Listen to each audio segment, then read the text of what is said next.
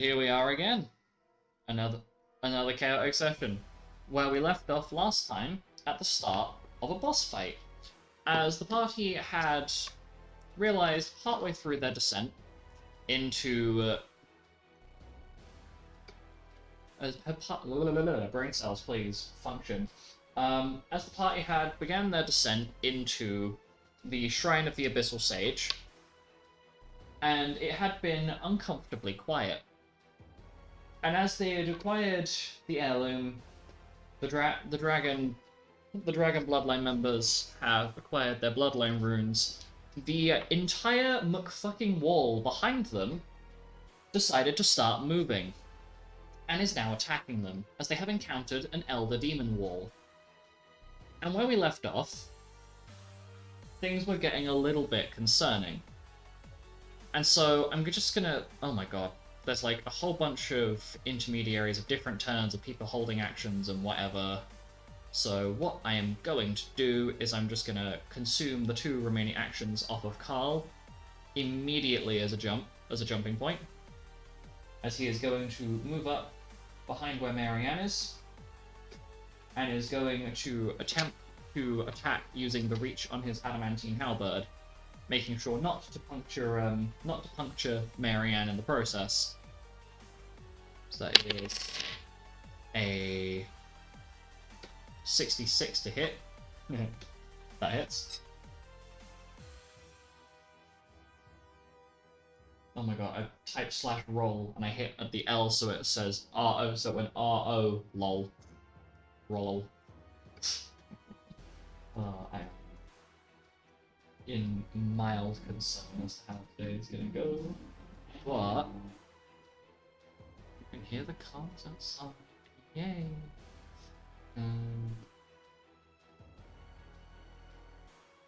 Oh, right, and Carl is going to expend Lytra as well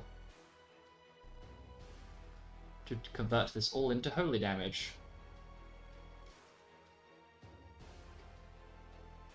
That is a 6 on the dice, which means it's also a crit? Question mark? Exclamation mark.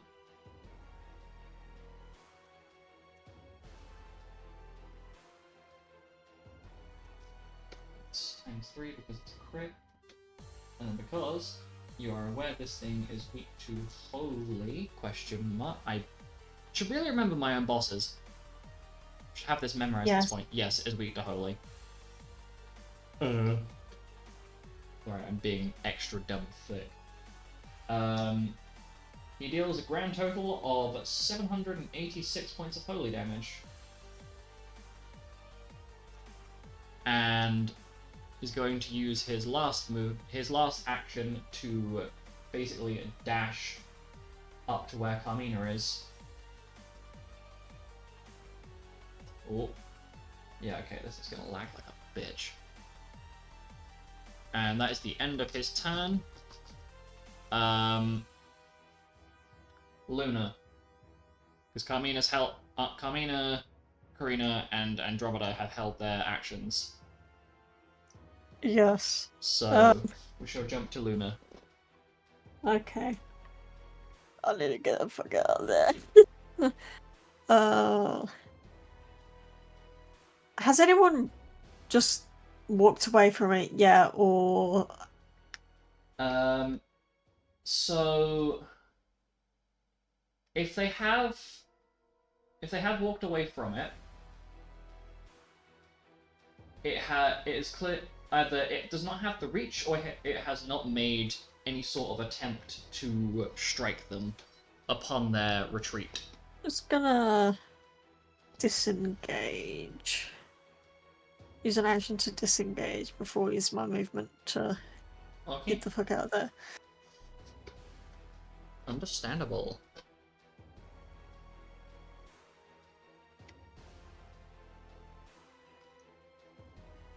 And then... Oh, that's Andromeda's sheet. Just so for a refresher, the Carmina bubble is accurate strikes. Yeah, accurate strikes right now. So basically, you will auto crit whilst you're standing next to her. P. Miss. Right. So I've used one action. Right. I've got a haste jar. So Um, I've got 4 more. just in case that helps, I'll just put what I've got noted down as Luna's current buffs. Oh, fuck me. Yeah, I know it's a mess. I apologize. Oh, it's 92? I thought it was 90. Off of Amethyst and Boulderman. Yeah. It is 92. Yep. Is it 90? Yeah, it is 92. Oh no, I see where the confusion is. Don't mind me. I think I may have misspoke prior. Yeah, it's 92. Elytra's just a one-off thing, right?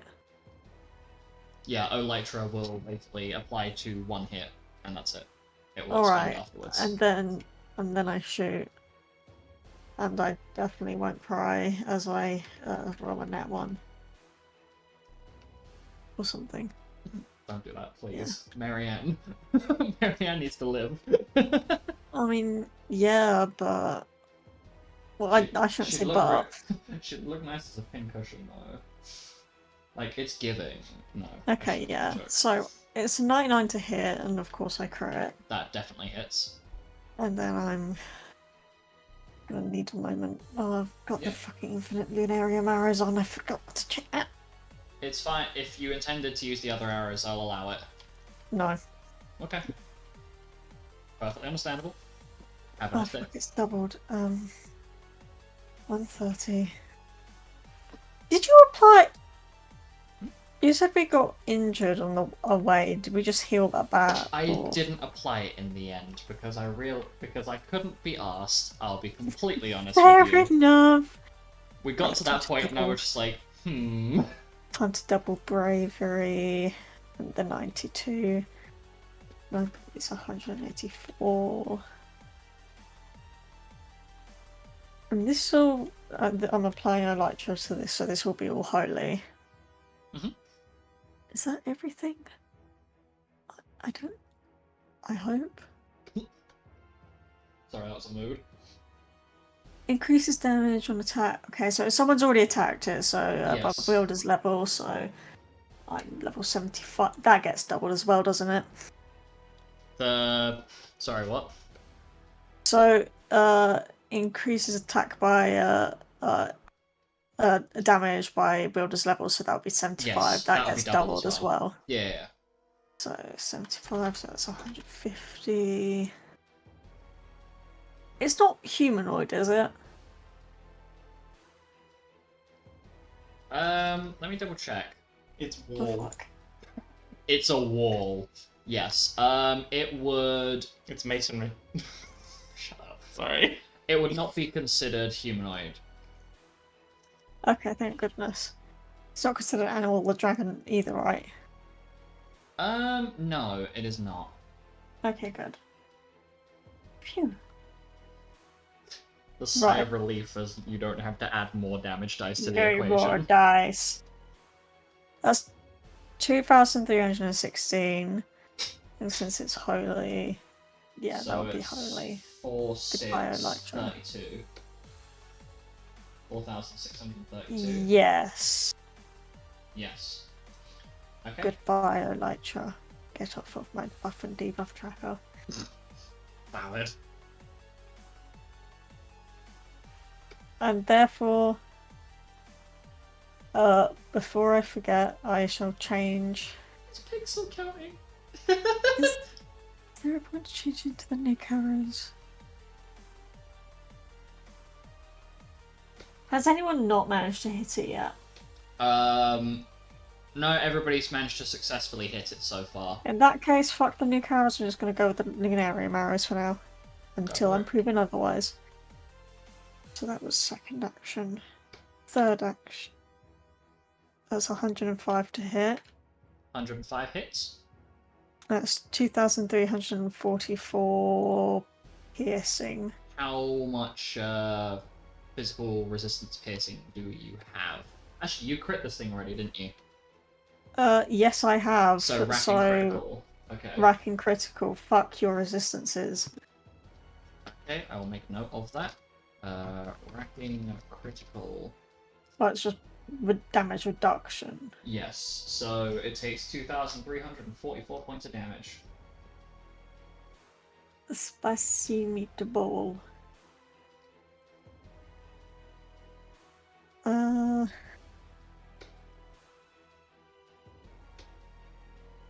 that was my third action, and so for my fourth, I shoot. It's 103 to hit. That's 2,360 piercing. Okay, it takes 2,360 points of piercing damage.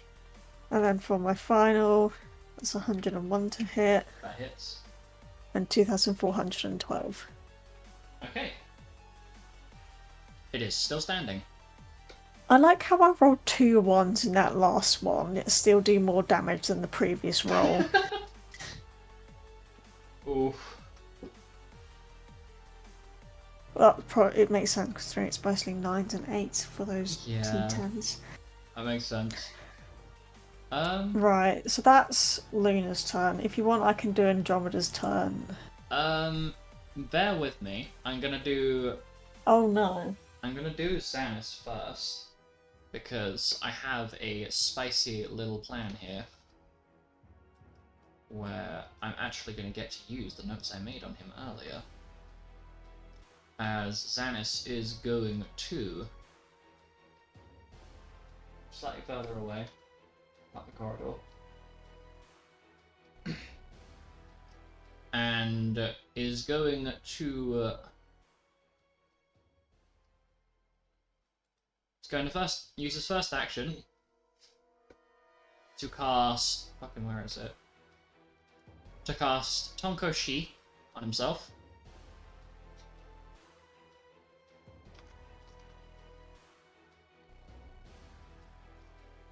That's one out. Wait, is it 4 or 5 actions? 5? 4. Okay, so his first action to cast Tonko Shi. So I'm going to follow this up by dual casting. Who's missing help? Nobody. Okay, so he's then going to follow this up by using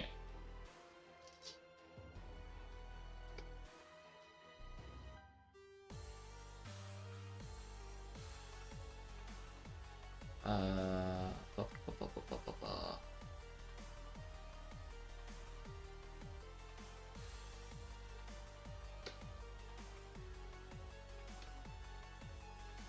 Do I do this? It seems like a bad idea.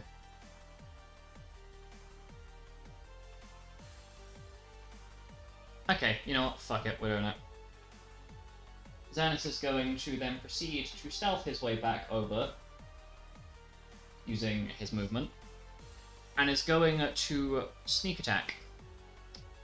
Now, because he is getting plus 20 to stealth, so he has a plus 65 to stealth total, and he is going to make use of, where is it? It's going to make use of Cloaked in Shadows to take a 75 on all of them, which means he automatically succeeds, as this thing does not have a high enough perception to be able, a high enough passive perception to be able to pick him out, as he is both invisible and the fact that it is currently distracted by Marianne, who is basically slamming her fucking sword into this thing like a stereotypical Black Friday deal is just about to go out. It's a hit and a crit, hit, a crit, hit, crit, hit, and a crit, because he rolled 6 or above on the dice roll of those. Sweet. Okay, now I have to unfortunately do a lot of maths. Do I put these together? Yeah, he's two-handing it. Two-hand the weapon plus 75. bonuses does Xanis currently have? This is where I noticed that he's not. Okay, no, I'm fine. So, that's 30 from bravery. And then times that by 3.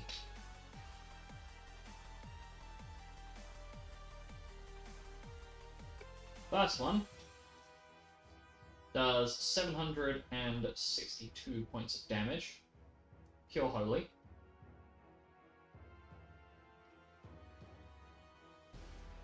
And what I'm going to do, because I'm lazy, is I am going to just multiply it by 4. Wait, 1 action Tonkoshi, 5 attacks, so be 4 left. I'm just going to multiply the end result by 4 because I'm lazy.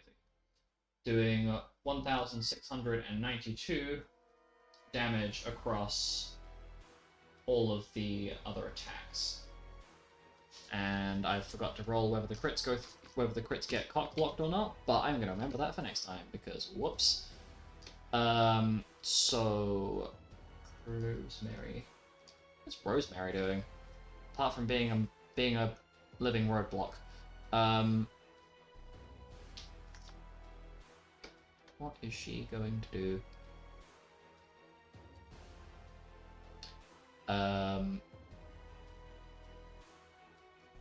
She's going to quite simply just Penton, would you mind moving like 5 foot down? Else you're going to have the effective equivalent of like. Do you have any movement left? Would you like to move above where Carl is? I don't think I even moved much during my turn. Would you move above Carl? Because otherwise you're about to get sat on by Rosemary. I mean, can I just use movement right now? I mean, I'd imagine so. It's not coming up here. Okay. We'll move. Well, moose. And Rosemary just gonna move up to Carl because she can't really fit far enough down the hallway to attack it. That's going to end her turn. And then Letizia. Let's hope he doesn't have any like attacks that are like a 300-foot line or something. Oh, that would suck, wouldn't it? Well, you are just begging for something to go wrong, aren't you? Well, I forgot to move Xanis back, so that's unfortunate. Letizia is going to hunker down. It is my job. It is my job to jinx. Touche. 2, 3, 4, 5, 6. Okay, all 6 attacks hit. So the teaser is going. Oh, sorry, 6. We'll remove the last one. Make it 5. Use last action. Use 1 action for elaborate defense. Use the other 5. Now to do maths, because it's not a dragon. It's not humanoid or an animal, so quick maths. Okay, I'm gonna whip out my phone and proceed to figure it out there because I cannot bring so right now. So I'm just gonna put all the dice on here and then we're just gonna go with it.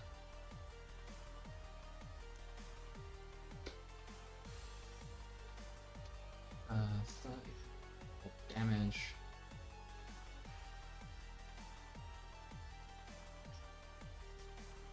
So 30 times 5, but it's also doubled, so 300 from that. 2 times 5, but then double it as well, because that. Yes, and then it's a crit, so to multiply the whole thing by 4. Did they all go through?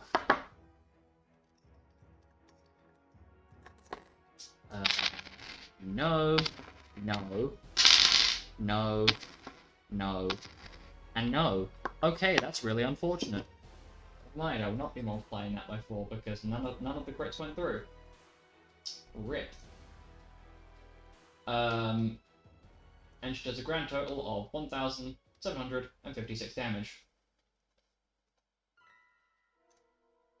and she's going to move away and end her turn, meaning we'll go from where Marianne is. Marianne, do you want to move?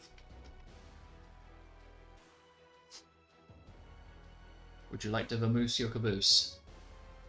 Yes, I shall move. Let's see. Where should I move to? Well, how far do you think this thing's going to move?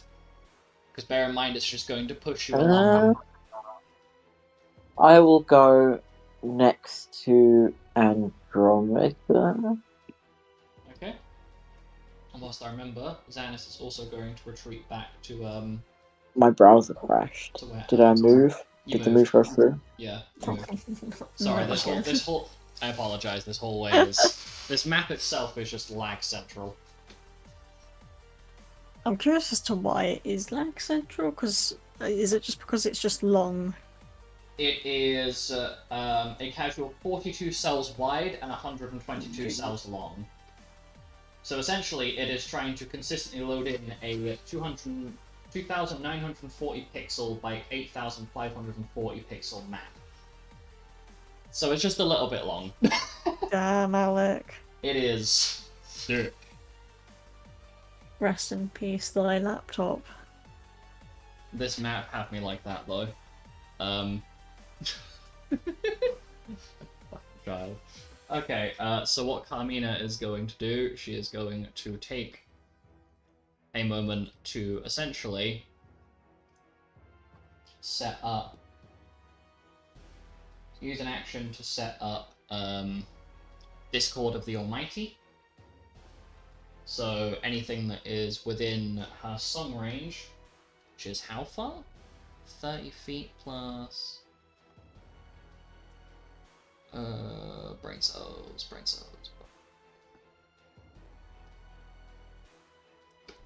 Oh boy, I don't know how far that is.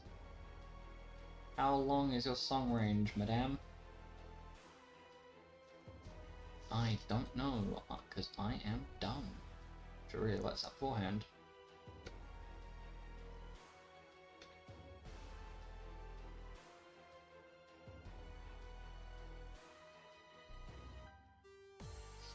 Okay, so we're just going to complete that. So anything within our song range at the end of the turn is basically going to...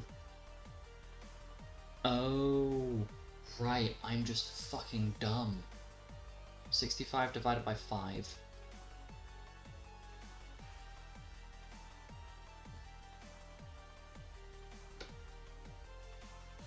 Wait, what? Oh, right, so no, she's got 95 feet of song range on her. My own word, I just confused myself with my own wording. So basically anything within 95 feet of her will end up taking a oh-so-casual 50d4 non-elemental damage every round, without a save. So that's 1 of 4.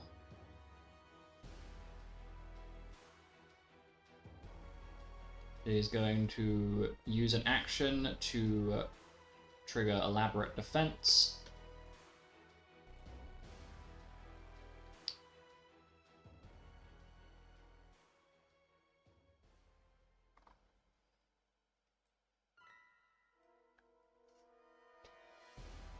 Is then going to cast... is going to use her remaining 3 actions to cast Bestow Grace.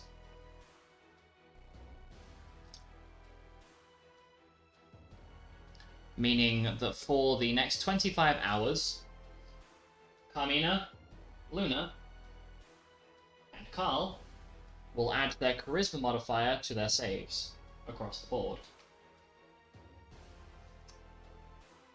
That is Bestow Grace on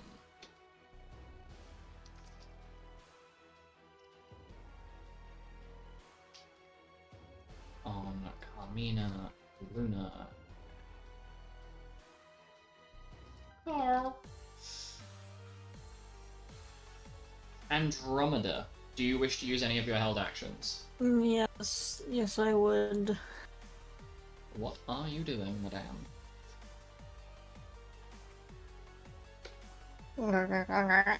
Right,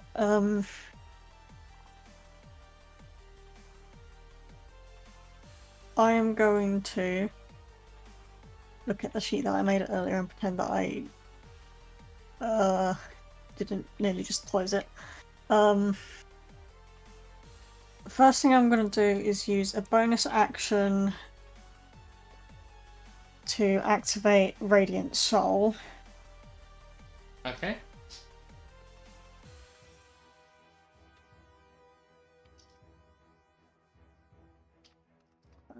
Radiant Soul.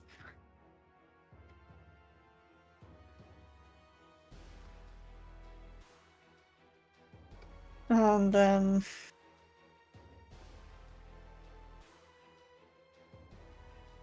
I'm going to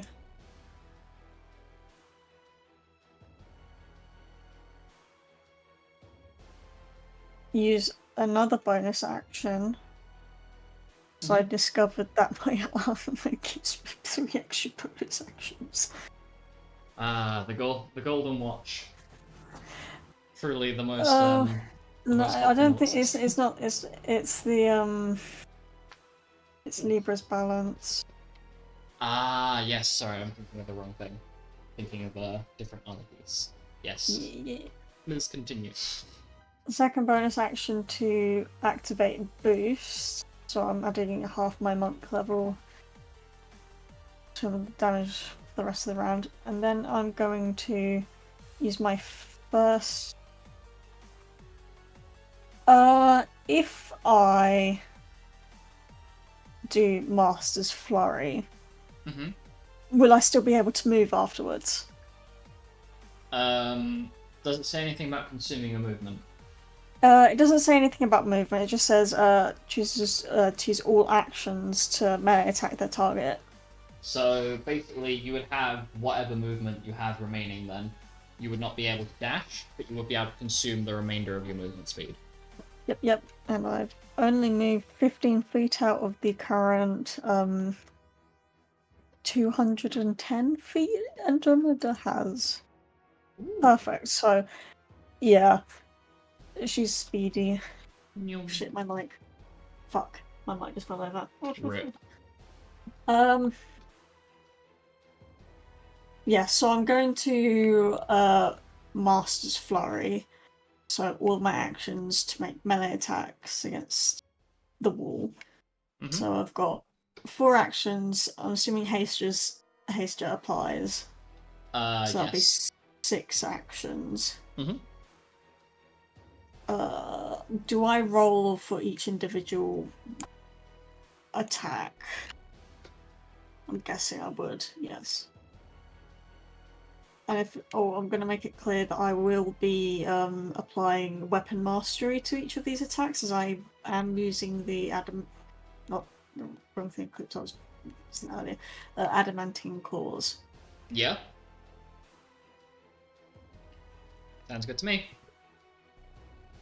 So you'll make those. Can you? Okay, genuine question. Can you roll anywhere below a 40 with your hits? No.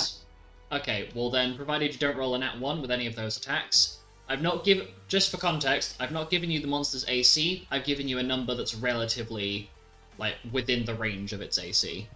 So well, I can tell you that I have not rolled a 1. Well, in that case then, everything hits. Nice. But they aren't all... They're not all crits. Am I in the Carmina bubble? I don't think I am. You are not. The Carmina bubble ends at Rosemary right now. Is that Rosemary? Okay, so 1, 2, 3, 4. 5 out of those 6 are not crits. Okay. I believe. Yes. Yes. That's Lunar Sheet. Right. Yes. Maybe. I'm gonna roll the ones that don't have, that isn't the crit, so 66 plus wrong sheet. Oh my god. Messing around the sheet earlier and I've got to put it back to what it was before. Oh dear. Whoops. 10 plus 25. Also activated boost, so that's 10. Also got plus 30 from bravery. Radiant. Oh. And does Andromeda have Elytra? Let me check. Andromeda, click the row. Yes, she does. Okay, so I guess just double the damage off the first hit. okay, so the first hit I will double all the damage. Mhm. Since I also activated Radiant Soul, what's paternal? Okay, so I won't apply the holy damage from Radiant Soul. Actually I might as well. So it's equal to their level, so that's plus 60. No, yes, that's plus 60. So this one is all holy. Okay. That's 157. So So it's 314. 300. Yeah. Okay. As applied. 1, 2, 3, 4, 5, and then the last one is multiplied by 2 because it's a crit. Okay, so the holies have been applied. So the next slashing ones are 104. This is it's ignoring 20 resistance, but Bracken critical. Yeah, so 104. So I'm just going to add this 104. up. Yep. 109. Yep. 111. Yep. 109. Yep. 240. Okay. So that's 673 slashing damage total. It's been applied. Yeah. You said there was holy damage attached to these as well, yes? Unless The Radiant Soul you can only attach to one attack okay. per Okay. turn. So I only attached it to the first one because that was all holy. Oh, okay. Don't mind me. Don't mind me. I get a little lost in myself.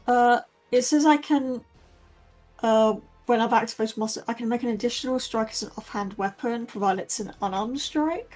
Yep. So if I just do an unarmed strike, Okie dokie.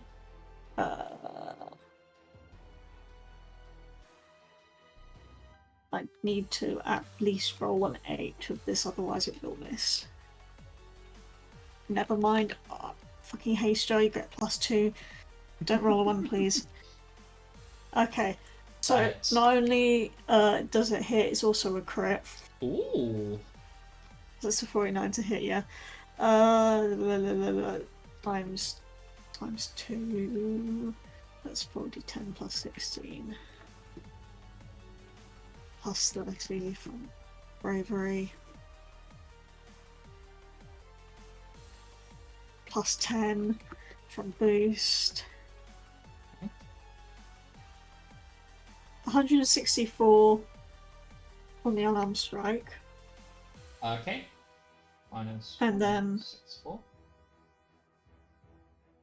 Andromeda shall use that movement to back up next to Xanis. Okie dokie. So, that is the conclusion of Andromeda's turn, I presume. Yep.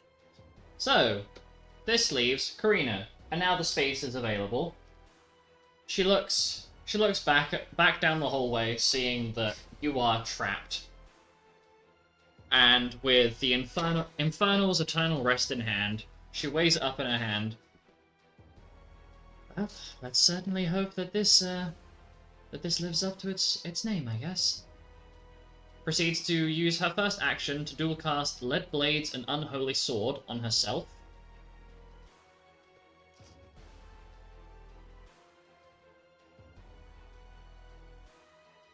Then uses the next 2 actions to apply Soul of the Greater Devil and Pandoran Scythe. One of her Bloodline runes. And, well, Heritage rune, as I'm going to call it.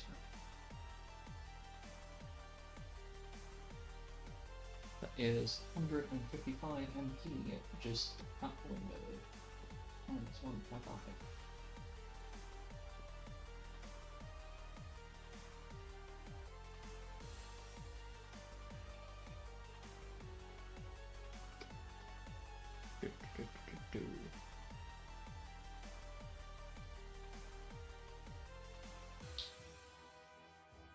Then going to follow this up by using Astral Munition. Rolling a 15 on the dice, which is a... Wait, shit. Before she does that, Dark Side. Bonus action. Yes, I'm shooting myself in the foot here. No, I do not care. Trying to make sure that my kids live. Plus 30 to hit from the Pandoran Scythe, plus 5 from Unholy Sword. And this is not considered something that will be affected by the Light Breath, because it's not a melee attack. Okay, so she is going to basically swing the scythe, roll, and as she sends out this shockwave of non-elemental energy. She rolls a 201 to hit. Jesus Christ, woman. Okay, /roll, and it's a crit as well, so 7d12, which is lead blades, plus that effects of bravery she has on her. Does she? Can somebody take a quick peek at Karina's thing? Does she have auto bravery, or am I losing my marbles? I feel like I'm being extra dummy thick right now.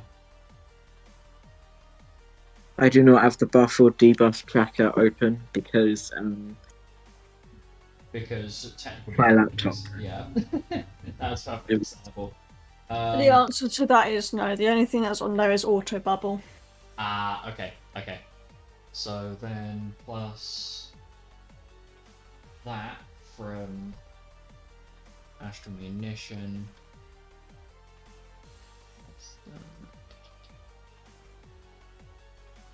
Okay.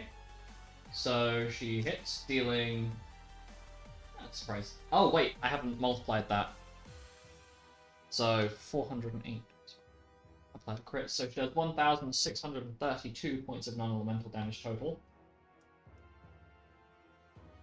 And feeling quite full of herself, she decides, right, let's give this a test. I've heard she's been told rumors of what this thing can do by Lupus, so she's going to put this to the test.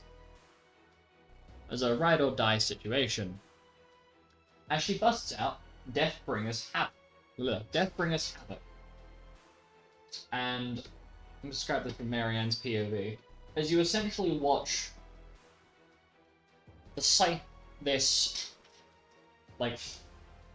scythe of darkness basically swing with Karina's movements. It extends from her weapon and strikes the thing. And okay. It hits. And you watch, you notice that this is a shadow elemental attack.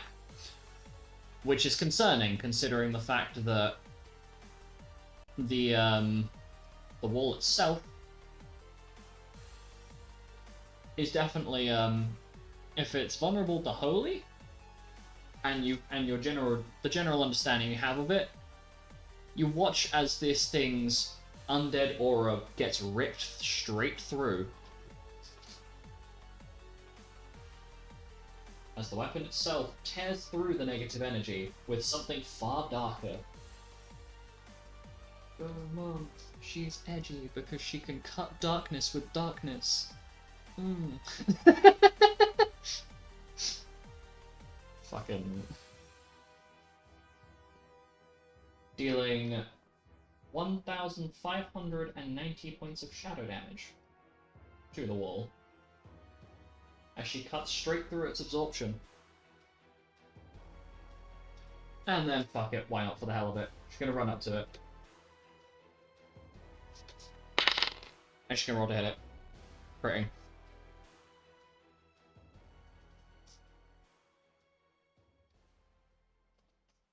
And... Is it correct to go through? Everyone's like, hell yeah, mother is mothering, but also, uh-oh, this thing hasn't moved yet. Audible concern.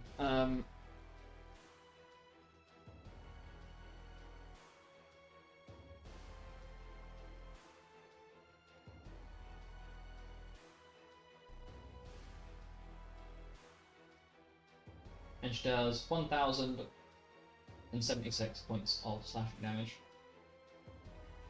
before moving back to where Marianne is. And that is the end of Karina's turn. Which means it's now the Elder Demon Wall's turn. As it moves, unerringly, 10 feet forwards.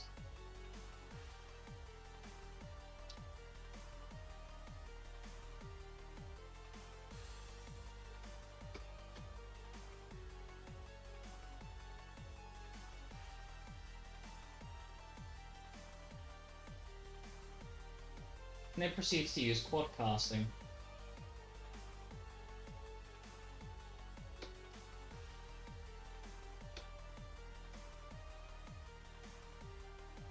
So for spell numero uno,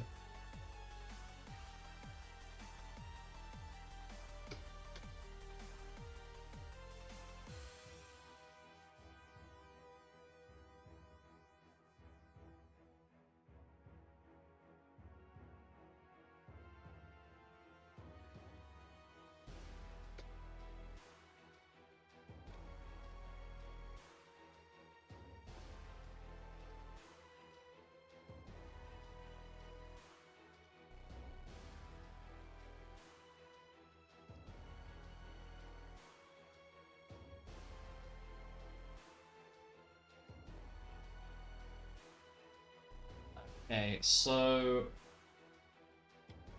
2 seconds because I'm lost myself. So for Andromeda, Xanis, Alec, Letizia, Damn.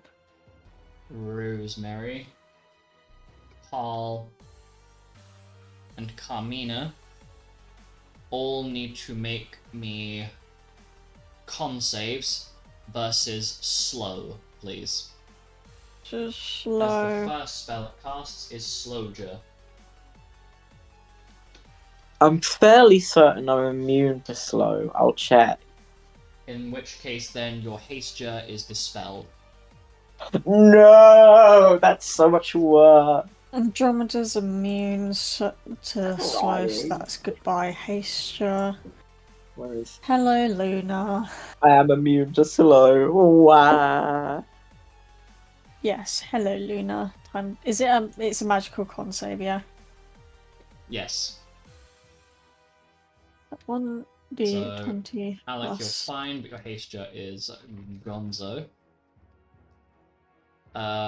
Need to look at the sheet. Oh, damn it. Where are you?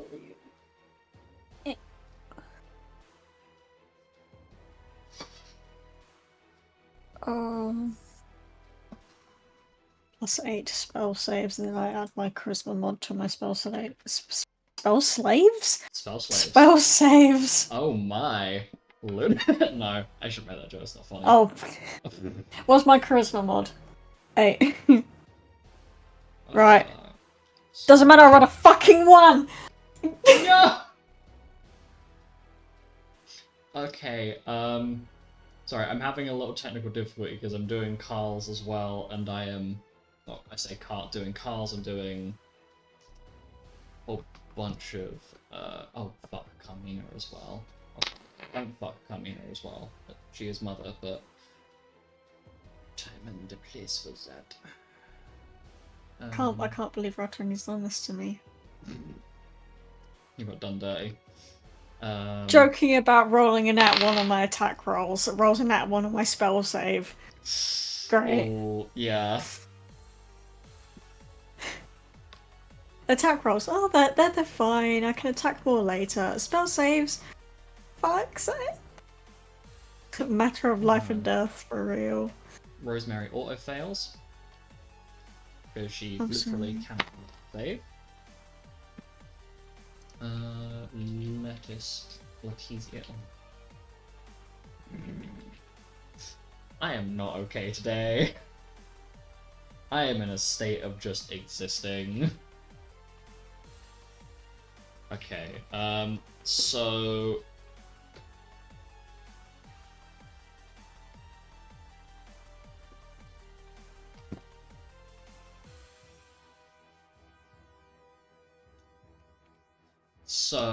Andromeda, what did you roll? Ouch, my knuckle. Andromeda is immune to slow, Oh, so right, she yeah, goes she's to immune. Stacia. So, it's just Luna I have to worry about. Luna, I you did not rolled a like- nat 1. Which was what total? 92. But it's a nat 1 anyway, so it doesn't matter. Okay, so in that case then, Carl succeeded, and Letizia succeeded. However, their hastures are dispelled, because that's how they get you. They counter your spells with the thing that dispels it. Carmina, Luna, Xanis, and Rosemary fail, so they are now inflicted with Sloja. Do you want to know for how long? Yes. Give me 2 seconds to update my Oh notes. god. Because I'm having to type out a rather... Typing this out for 4 things, I can keep track of everybody else. So you are inflicted with Sloja for the next 320... Wait, no. Yep, 325 minutes. Right. Fuck my life. Oh, don't worry, it's about to get even better. Because it's not the... that's the first spell to cast. Oh, for fuck's sake. Sloja's -2 to AC rolls to hit. Yes. Dex saves. 2 seconds. Do I need to move this up a couple times? There we go. Yeah, so Sloja, just for context, target cannot take more than one action in their turn. They take -2 to hit, AC, Dex saves, their jump distance and movement speed are quartered after everything else is applied.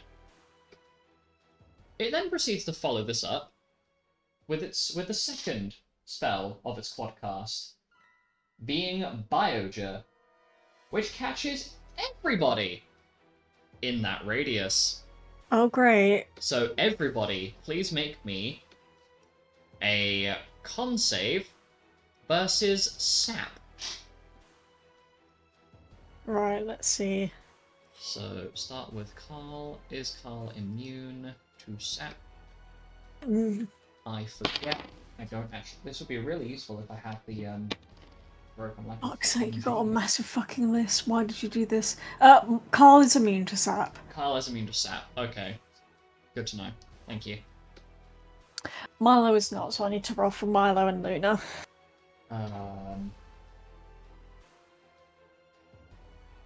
Marianne is immune to sapped. I'm gonna check. Yeah. Alec is not. Ha ha ha. Alice is immune. Stupid Alec.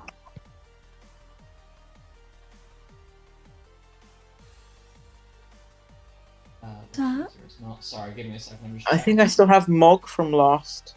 Yeah, so Alex buffs, he has Bravery, Mog, and Olytra. Yeah, so Mog. I will Mog this because I don't like being sapped. Valid. Luna will also use her Mog. Nolan is immune. Sorry, I forget haven't every started time. rolling Mog yet. doubles. Yes, Mog is Mog times doubles. 2. It's Runic Amp that you're thinking of that's times 4. Karina is immune. I haven't even started rolling yet. Are you fucking kidding me, Luna? Oh no, is it another nat 1? It's another fucking nat 1 and I just Jesus fucking used Christ. Mog as well, so great, thanks. Okay, so... Right. Hello, Milo, please. please. So start with K. Saves. It's a con save versus sap. That's unfortunate. Is everybody rolling? We'll find out in a second because I'm going. I rolled so bad. Okay, K did not succeed. That's got a suck. Milo is going to use his Morg as well. I'm choosing not to because Oh. that requires me to do more shit. I have a time mode. You do have a time mode. 88. Okay. Sanis. 3d4, I think.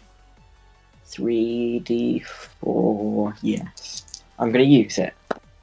3, 3, 1. Okay. Aurolus, who is fortunate enough that he has advantage. It's probably not going to save him, but don't worry, guys. Aurolus has advantage on a save. Fucking green mage. Rosemary physically cannot succeed because her that's the one problem with Chocobo companions, is that their saves are a little bit bad. Which is unfortunate. See? Oh, Uzok. Don't. Uzok, no. Wait. Has anybody remembered to apply their Shelra bonus? For those who have it. Referring to fucking... Well, not referring to fucking, but referring to fucking, Luna has a +8 spell save. Yeah, I know, but it doesn't matter if Luna fuck, has right. +8. Oh fuck, right, yeah, that one. Shit, sorry. I gave you false Crying hope. right Sorry. now. Shit. And then lettuce. Keep fucking calling her lettuce. I need to be stopped. No, Leticia. Yo, join the Fucking Nat 1 club. One off the fucking save. Damn. Shit, man. Okay, so Penton, what did you roll? 383. Jesus fucking Christ. Okay. I mogged, I wasn't sure how high the DC was, everyone kept saying they were failing, so I was like, fuck it. I'll Oh use it right, now. yeah. If you use your mog when I come around to you, please let me know. It Milo. was 186. So Milo mogged and rolled a 176. Okay.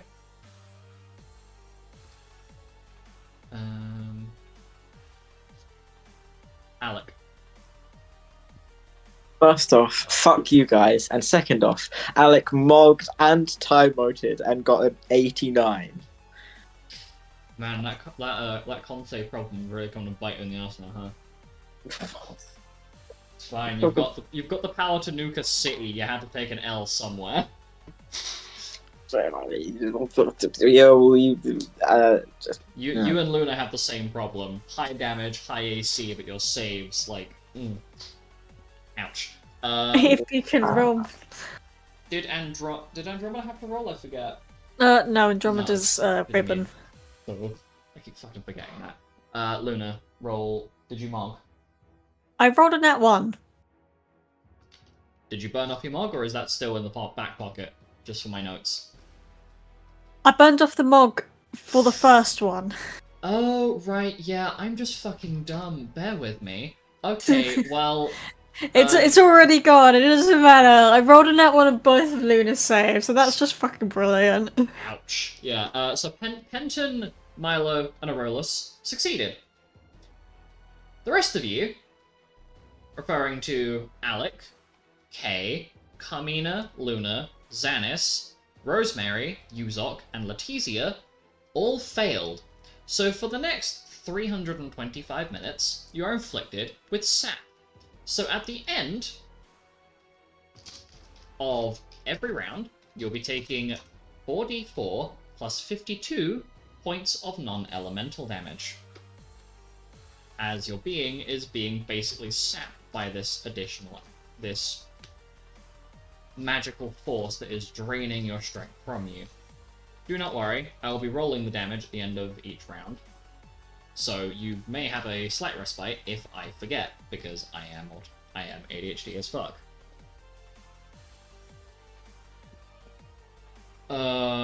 Right. So...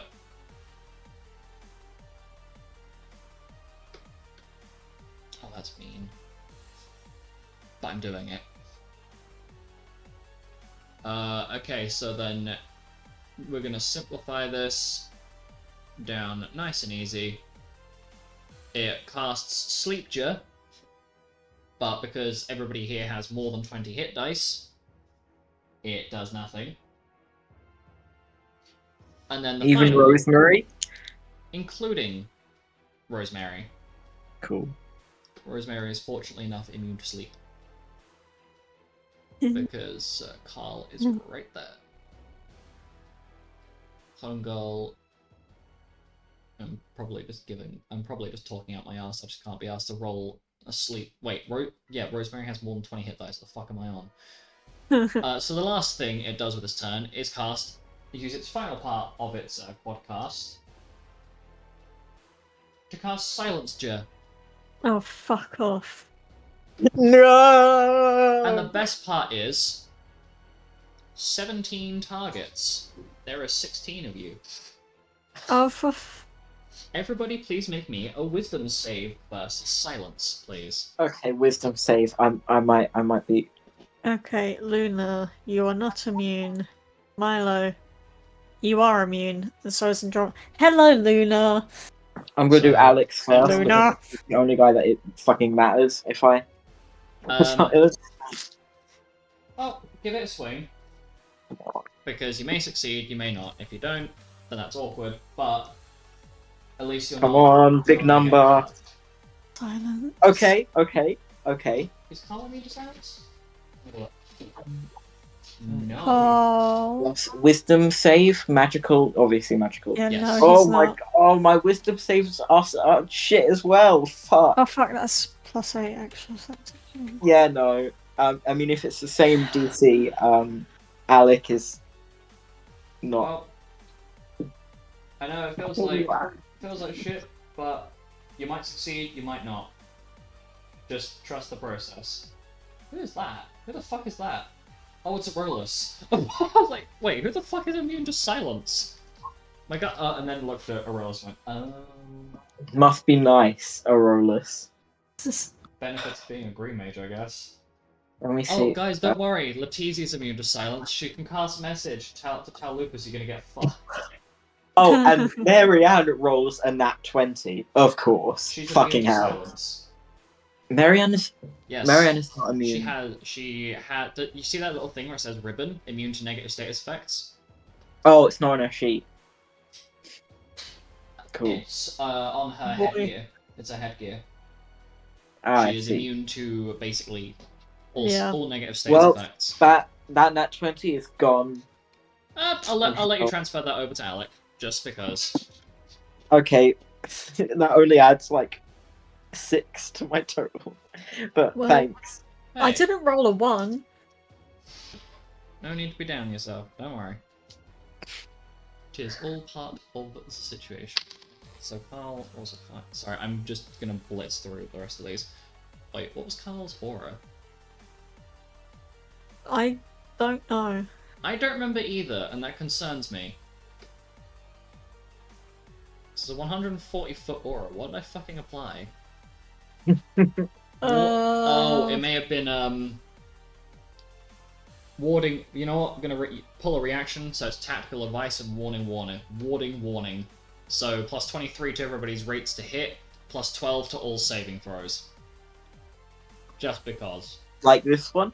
Yes. Plus 12. Okay. Okay, now we're getting up in the numbers. 12. Oh, Carl Bubble is 23 to hit plus 12 to saves. Oh, perfect then.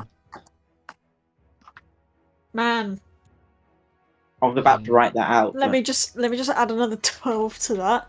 It has too many L's, and my laptop I is take all of the L key is broken. Wow. And that's Carl's numbers. big ass fucking bubble that takes up the entire fucking thing. Yeah. That's Nolan. You are not immune to silence.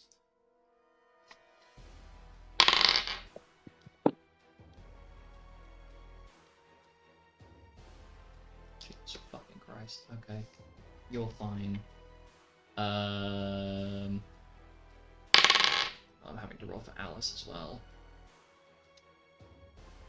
My brain is fucking marshmallowed right now. It's fine though. Everything will be fine. Ooh. Sorry, mate. My fucking voice has got that nice. My voice has hit that point where it's got a nice fucking growl to it. I've just been talking very quietly for the last however long. No. Sorry, Kay. Eat shit. Just wait. Never mind, you're fine. I forgot to add the 12. This is why I need to have everything predetermined and readied beforehand. You know, you are not getting this one. One.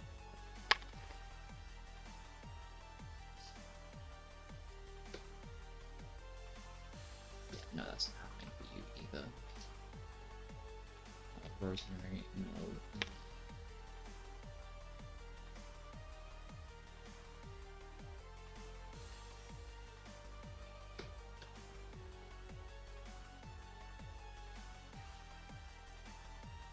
Oh, no.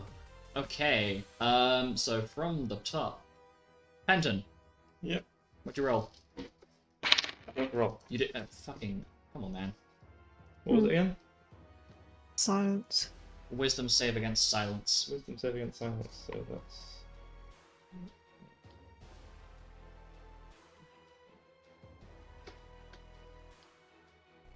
You got advantage against silence.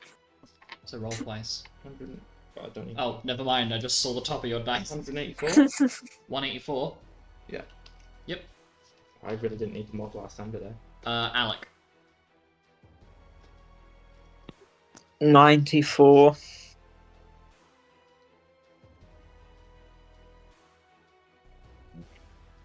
Das ist no. That is a Yeah. no. Mhm. Luna. Luna got a 138. 138. That's a no. Fuck. Okay, right. And that is the end of its turn, so,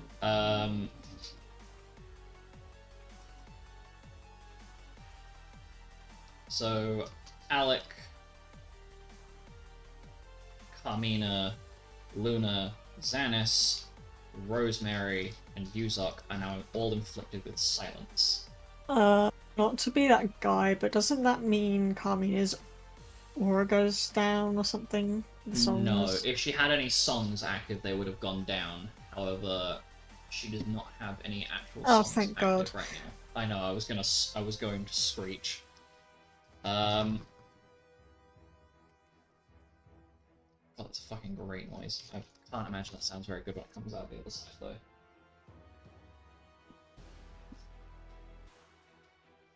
Okay, so this is for Alec. Kay. I remember who fucking got inflicted with Bioja, so I'm looking at my list. You.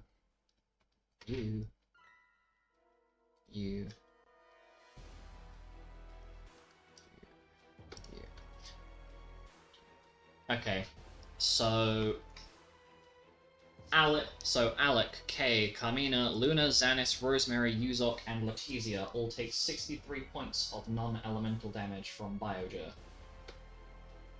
As the How much was that, sorry? 63, 6-3. Bingo! I am fucking childish, but you know what? I ain't childish, life ain't worth it. Damn. Philosophy. Coming at you. I'm not gonna go down the fucking stupid ass line of mildly hilarious / concerning thought. Luna and Alec themselves. So just care.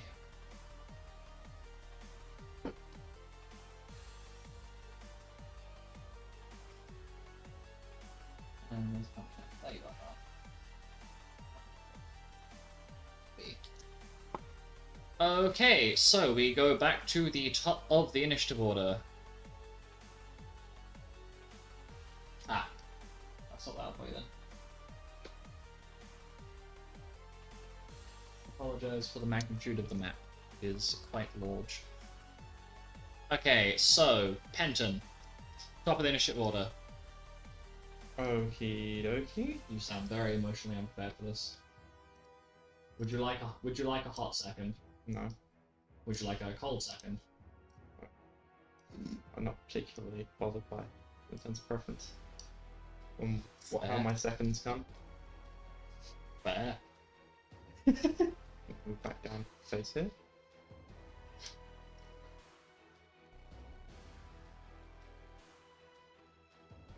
Okay, that gets nearly everybody before he's not in the fucking way, but Well, she's a big bird.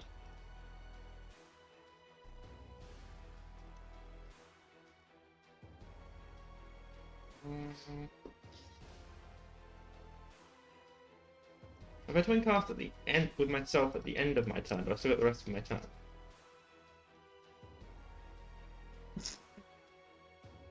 Sorry, what? If I twin cast with myself at the end of my turn, do I still get the rest of my turn?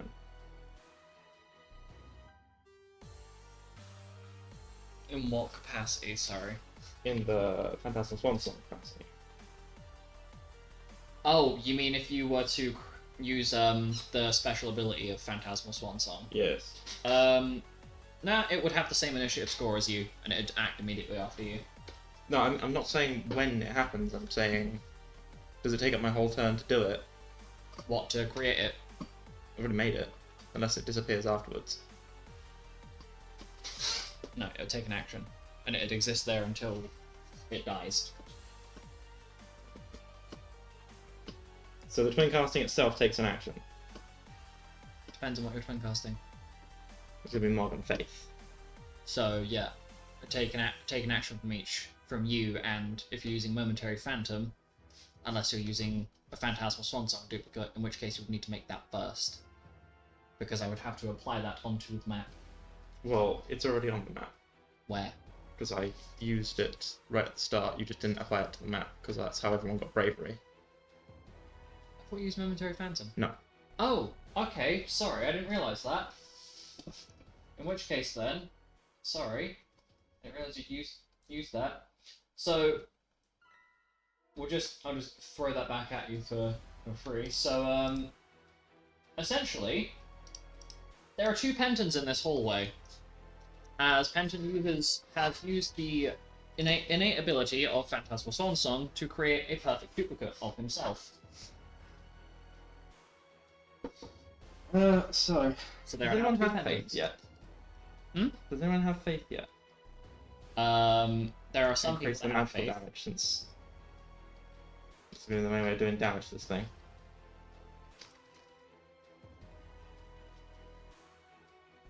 So, turning to Penton number 2 and winking, and Penton number 2 will wink back.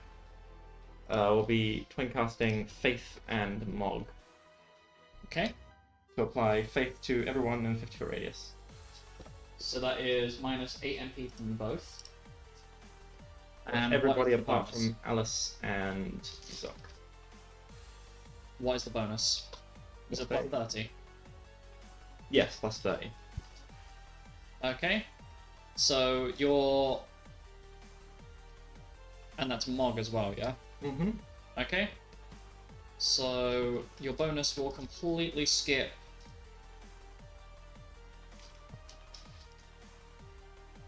There's somebody here who's going to skip. Okay, they already have Mog.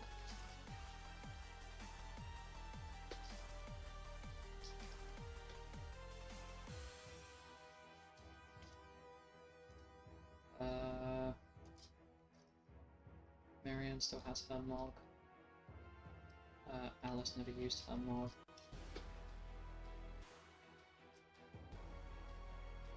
Kay still has Mog. I think. Yeah, Kay still has Mog, and she already has Faith.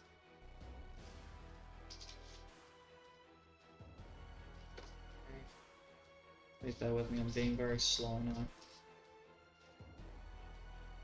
What are its saves like so far? We know. It has succeeded. It has succeeded every save you've thrown at it, but you have only individually thrown spells at it. You haven't tried to twin cast against it in any capacity, from what I can recall. Can I only do that twin cast once in my turn, or can I do it multiple No, times? you can twin cast multiple times, provided you still have enough actions remaining. And since both of you have used an action, Okay. so that you have Hasture, so you'd have 4 actions remaining each. Alrighty.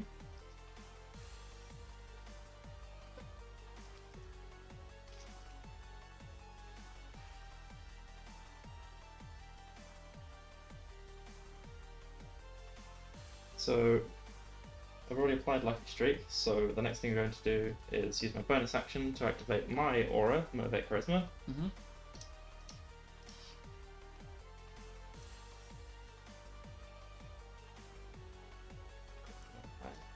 Yeah. 42. But, yeah. And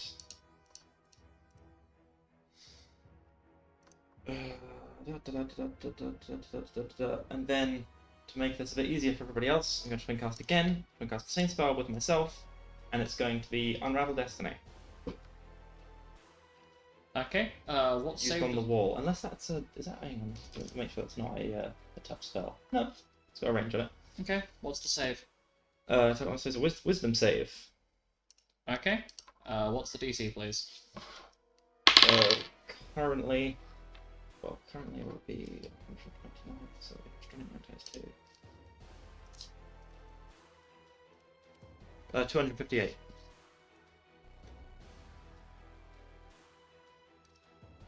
Despite the fact that it critically succeeded, it fails. So Okay. it rolled a nat 20 and still failed. So it takes. I think this is all the same. Yeah, it is. Okay, so it takes minus 48 skill checks, minus 48 rolls to hit, minus 48 saving throws. Okay, Okay, so that was. so that you now have 3 actions remaining for yourself and your phantom duplicate. So that's 3 between us. Mm-hmm. And that's how much MP used, sorry? So it was a level 3 spell, so it was 6. Six. So it would be... Yeah, so for that one, yeah, 6. So you've used 14 MP total. Oh, what else can I do? What else can I do? What else can I do?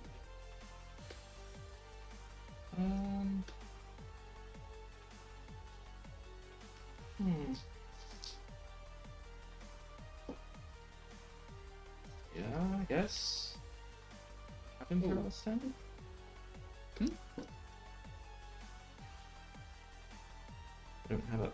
I do believe you have Imperil through Shadow Elemental, Sure. Yeah, I can try that. if you want to try that. Why not? Fuck it. A great thing about dual casting and what's that? So dual casting, twin casting, Shadow with not fucking Shadow Elemental. Imperil is you get to roll 2d6, so you got twice the number of elements you could potentially bitch slap this thing with. It's short range, right? So what's the range on a short range spell? For you, let me look, Mr. Eleno. For you, that would be a casual 165 feet. That'll... Yeah, that's close enough. That's more than close enough.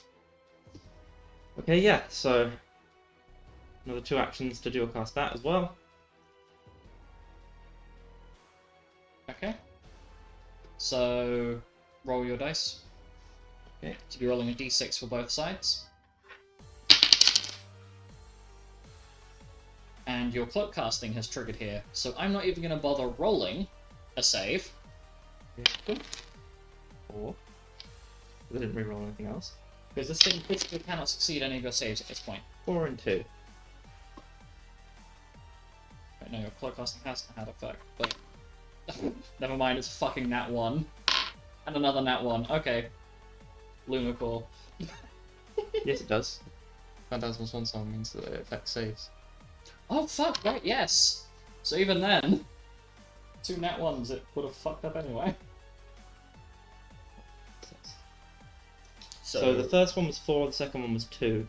So the first So- duplicate gets 4, the second one gets 2. Okay, so you'd be rolling 6 dice total. Okay, so That's 1. 1, which is.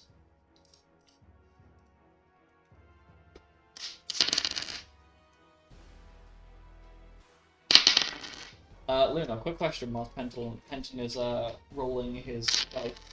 Your wrecking critical, if memory serves correctly, that wears off at the start of your turn, doesn't it? Oh, yes.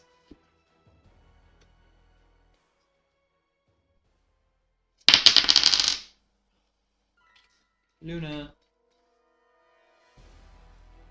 Your wrecking critical, that ends at the start of your turn, doesn't it? Yeah, la la la la la la. I forget. Yeah. Yes. Okay. My brain So had, it's I had still a brain active. fart. It's still active. Yeah, I had a brain fart for a second. It's like, is it? Huh? Confusion? Anyway. Okay, so a fucking great set of rolls. Uh-huh. I rolled everything but a 2. So what is it now in peril to? So it would be fire, ice, wind, earth, lightning, and water. I rolled 1, 3, 5, 4, 6, and 1. So it's now in peril to everything that is not. That is not ice. Okay. And that's 6 elements, so it's 66 And I damage. have, I guess, one action left, don't I? Yes. So I What version of Imperil did you use, by the way? regular imperil. What, the second level spell? Yes. Okay, so it's 4 MP. Use that one.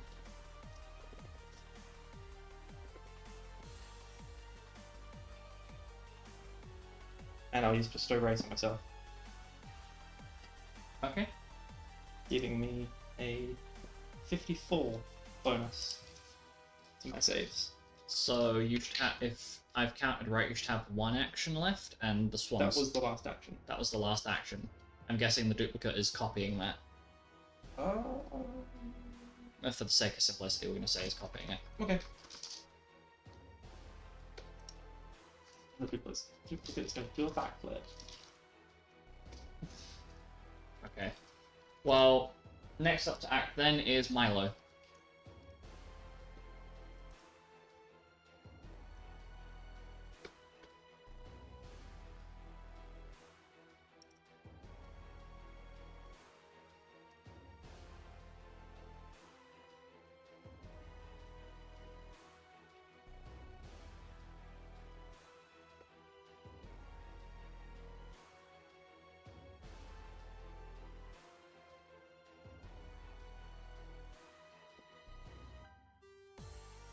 Do you want me to move along to Kyle, or do you want to take your turn, Milo?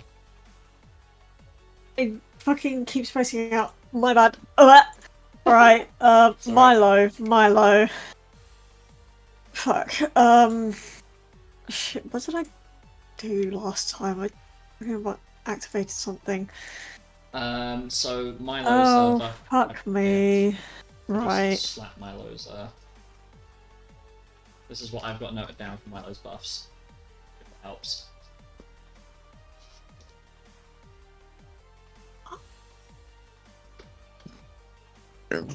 Oh, pardon me. You're pardoned. That haste is still there, isn't it? Yes. He wasn't affected by yeah, boy.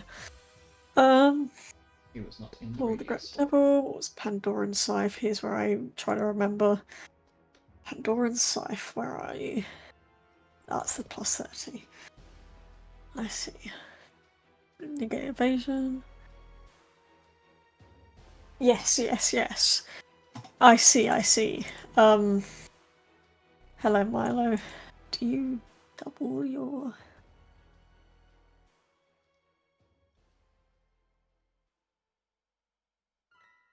I generally forgot what his weapon was like. I'm now just going, yes. Yep. Anyway, so I'm gonna shoot him. Do it. Give it. Fucking no computer. I don't want to fucking open up the weather fucking thing. Fucking. Anyway. Plus 23 to hit. And that's 120 to hit. 120 to hit, that hits. It's a crit, so it's a times 5 multiplier. 7d12. That's 5d12.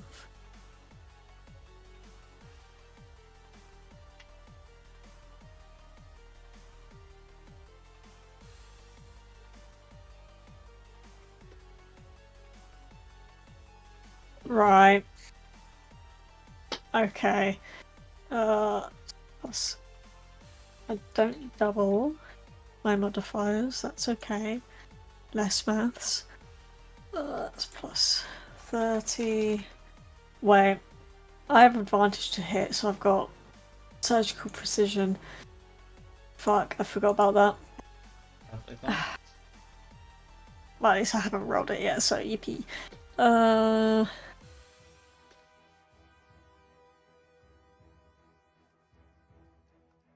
Plus 84.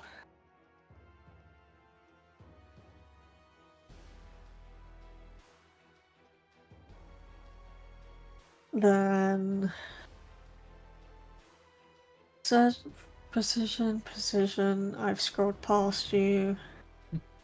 30d6. So that's 1,810 for the first hit. Yep. And then I remember to add something else, and then I'm going to scroll down to all of my gunner abilities because I remember they exist.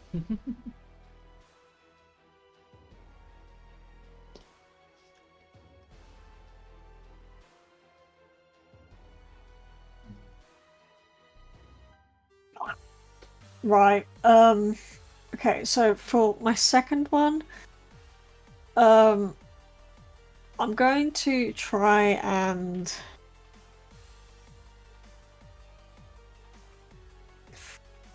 scroll right past everything that I'm trying to read. Where is it? Oh, it's that. I'm gonna try and sneak attack. Yep. So it's stealth against passive perception. That's only a 45. Is it passive perception more than 60? 60 or more. That will succeed purely because it is currently being completely distracted by the devil that is in front of it, thereby meaning it is paying 0 attention to you, so yes. So I've got sneak attack.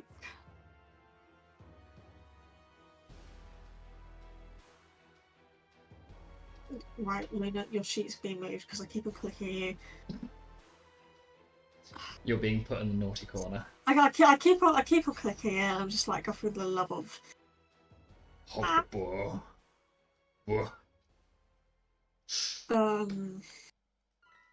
Quiet rage. Oh yeah. Ow. My nose. Fucking. Oh, now my nose is all tingly. I don't act. So doing a sneak attack. Me looking at the other things I could have activated. No worries. Take time. Deadeye. I'll use a bonus action to activate Deadeye. So I've got +8 to hit and damage.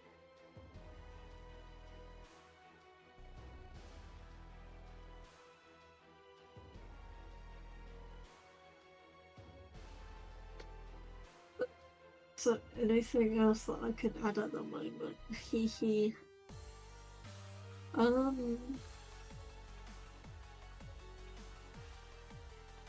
No question mark. I do not believe so. There's nothing else I can. So, yeah, so I am going to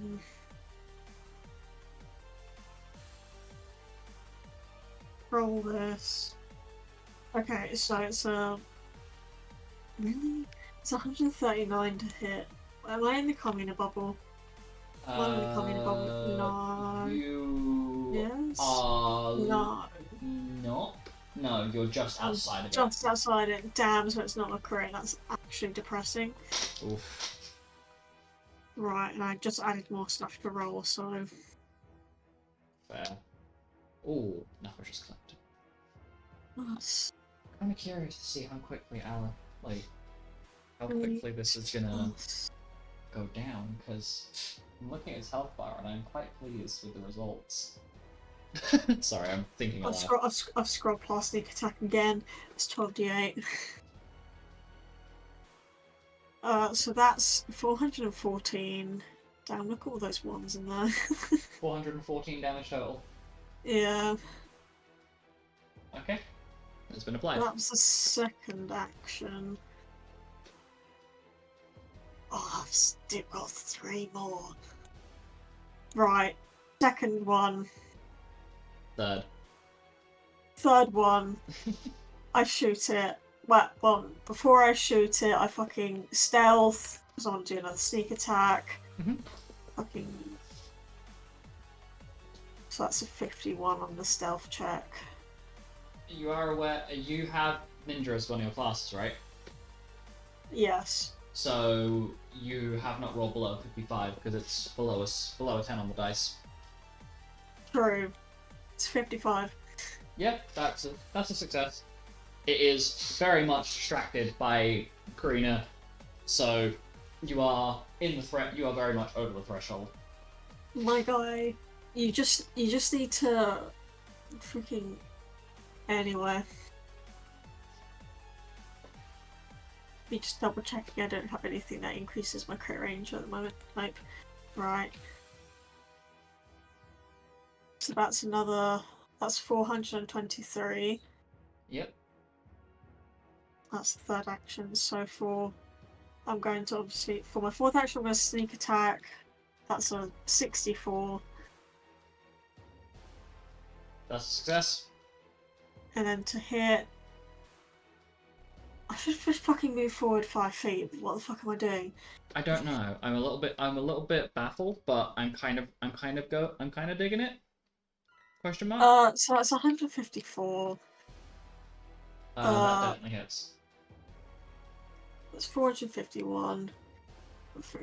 Move 5 fucking feet forward.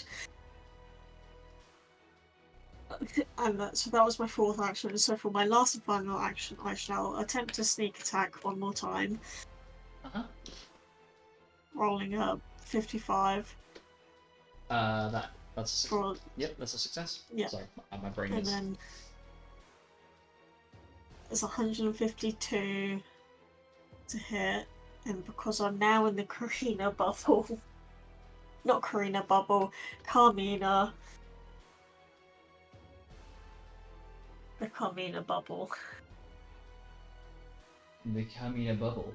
The bubble. I now have adequate crit range, which is yes. Adequate crit range of yes. It just So like that's 5 reverberates. times. So that's 2,285. Damn! I just needed to move 1 fucking square forward, and I could have just been doing that the entire fucking time, but I That's fair. didn't. Hey, that's perfectly fine. That's Marlo's turn. Okay, so because I was being lazy, I can't be asked to think of anything unique. After Milo's gunshots, Carl is going to move down with halberd in hand. I've rolled all of his hits as he's just whacking at this thing with the adamantine halberd. Landed all of his hits, and all of them crit. So, boom, 2,115. Oh, that's the wrong fucking health bar that I just clicked on. That's Carl's health bar. That was, whoops. And then Carl is going to move back, but is going to hop onto Rosemary who is basically going to respectfully get the fuck out of the way. Is going to move up this way. No, do not sit. Do not sit on fucking Allison. Oh, come on, you silly bird. You silly chicken, you. And I'm going to end both Carl and Rosemary. Oh boy. Oh, the lag. This was a mistake. So Carl's oh Jesus fucking Christ. Okay. This is getting interesting. Nolan is going to use his first 2 actions to cast Basuna. Actually, how many actions does Nolan have?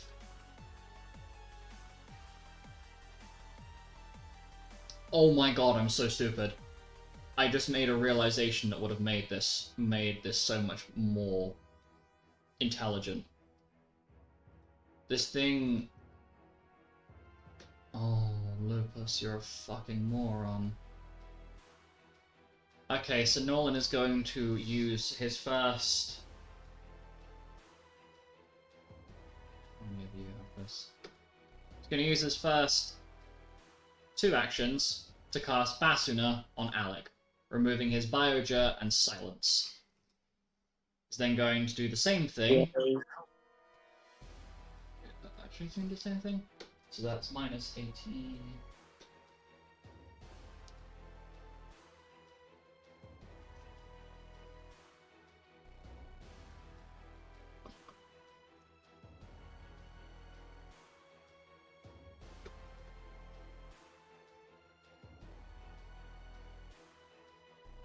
Is then going to follow this up by casting Null Status 4. Twice. Granting Alec immunity to Silence and immunity to Sap for the next 37 rounds, or until he is hit with it. And then Nolan is going to use Projected Soul to make an attack. That is a crit, baby. And you guys want to know what this hilariously important realization I made that would have made Nolan's initial attacks against this thing, like a little while ago, so much more useful? This thing is classified as 2 of his, as 2 of the spiritual balance monsters, as it's a demon and it's treated as an undead. So I should have multiplied the holy damage that he's been dealing with his thing by 4, because it doubles when it's used against those things, and it's being used against 2 of those things, so I almost like Lupus should have remembered this the first time around. Screech. Okay, so 30.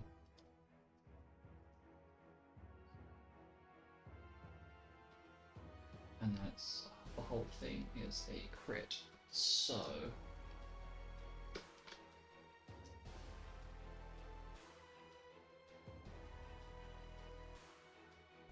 I will then follow that up with what's this crit mod? Okay, so and then I fucking almost double it totally. So manages to crit, do a fuckload of damage, and does a casual 3,488 points of holy damage to this thing. And that is the end of his turn, meaning Alec. 'Tis you, my dude. Okay, so this thing is, I think it nullifies lightning and earth and absorbs, shadow. Yeah, so currently, it is imperiled to every element that is not ice, meaning it is weak to fire. It is currently weak to fire, it only halves lightning, it's weak to water, weak to wind, and only halves earth at the moment. What about shadow? It absorbs shadow because it's an undead monster. It's still fuck. Yeah, I'm sorry, Shadow Fire Ray is Yeah. My My shadow fire ray. This is so sad. Rickety doodah. Oh right, remember you have faith, by the way, so plus 30 magic damage. Plus 30 to okay. Where's my plus 30?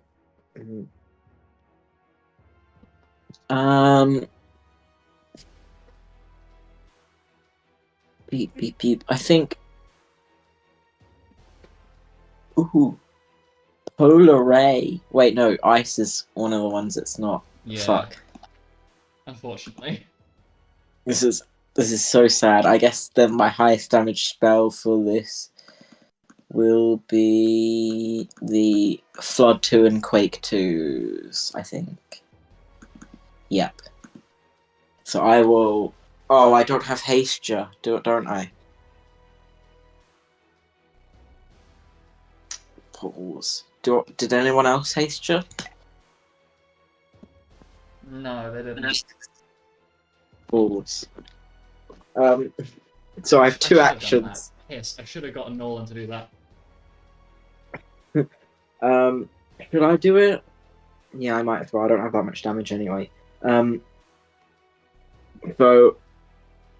well, I can Hasture and also Flood 2, and then yeah, that's what I'll do. See, if I'd thought about this in advance, then Okay, I should've... Hasture, dual cast Hasture and Flood 2, and also dual cast Flood 2 and what was it? Quake 2? Yeah, Quake 2. Those are both rolls to hit. May I question why you are using Quake 2 when it's halved, whereas water is just straight up weak? Oh, I thought it was all except. Yeah, so at the moment it's imperil to everything but ice. Imperil reduces the resistances by 1 stage, so it halves lightning and earth. It is currently weak to fire, water, and wind. Okay, well I will just change that Quake 2 to another Flood 2. Yeah, that's perfectly fine. I was like, hang on a minute, that seems a little... Flood. My brain got confused. So you now have Hasture back. Well, I had to cast it first, so... Yeah. Who else was missing? You know what, never mind. Oh, right, I'll apply Hasture back to the other people that lost it. Because I imagine you're probably going to be playing that. Oh my god. What other pluses do I have to my spell attack? Probably not much. As far as I... Oh, yep. It'll be fine. If you get hasted whilst you're slow, does that mean you're just back to normal? So how Hasture and Slowja work is essentially one will dispel and then overwrite the other. The same thing with like Deprotect and Protect. It will essentially dispel the original and replace it with itself. So it's like a flip-flop. You have just metronome from being the world's slowest creature to now being on speed. Did Alec just hasture? Yes. I just hastured. Wow. Okay, so first roll to hit is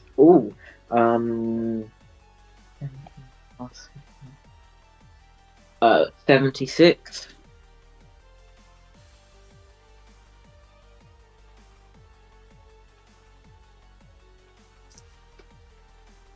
76 hits. Okay, cool. Sorry, it took... My brain is processing a little slower because I'm just trying to... My brain is reading 2 bits of information that I'm just taking a peek at. Wait, am I in the...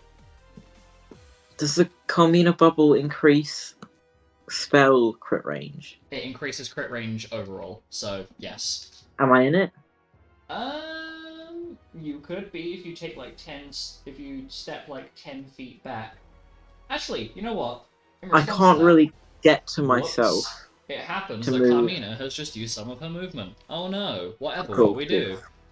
I can't really get to myself on the roll 20 to move, so... That's perfectly valid. So did that Flood 2 count as part of it? Yeah, Because I'll I say think so. that's a crit. Okay. I'll say that Carmina used her movement before, or as in reaction to you reapplying haste. Okay, Screw it. I will roll them all up, the hits at once. So that's the first one. Second one is definitely not a crit. Are you sure about 62. that? What did you roll? A 3 on the dice. Yeah, unfortunately. Yeah, so 62. 62 hits. Cool. Essentially, And... you roll above a 10, you're good. Because you get plus 10 to crit right now. No. 66. Oh, I can't. That hits. Yeah, it was 7 on the dice, so only 1 crit. This is so sad. See, if K wasn't, if I had been sensible and wait, is it K that's silenced? No, K isn't silenced. If I'd been sensible about it, I would have gotten K to use her reactions, but it's a bit late for that now. Okay, so 34 D8 plus 24, and then all 3 of them hit and one of them was crit. So, oh right, the faith plus 30 times 4 because of it's the crit. Mhm. There we go. I will. Oh, roll 20. Can someone else just type that in? Because If you put it's it in gonna the chat, take. then I'll copy it over. Yeah.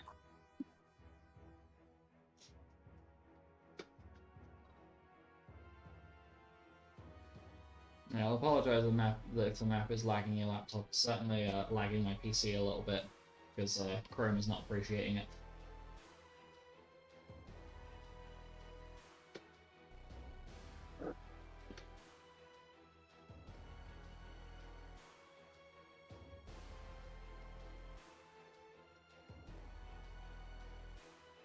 Okay.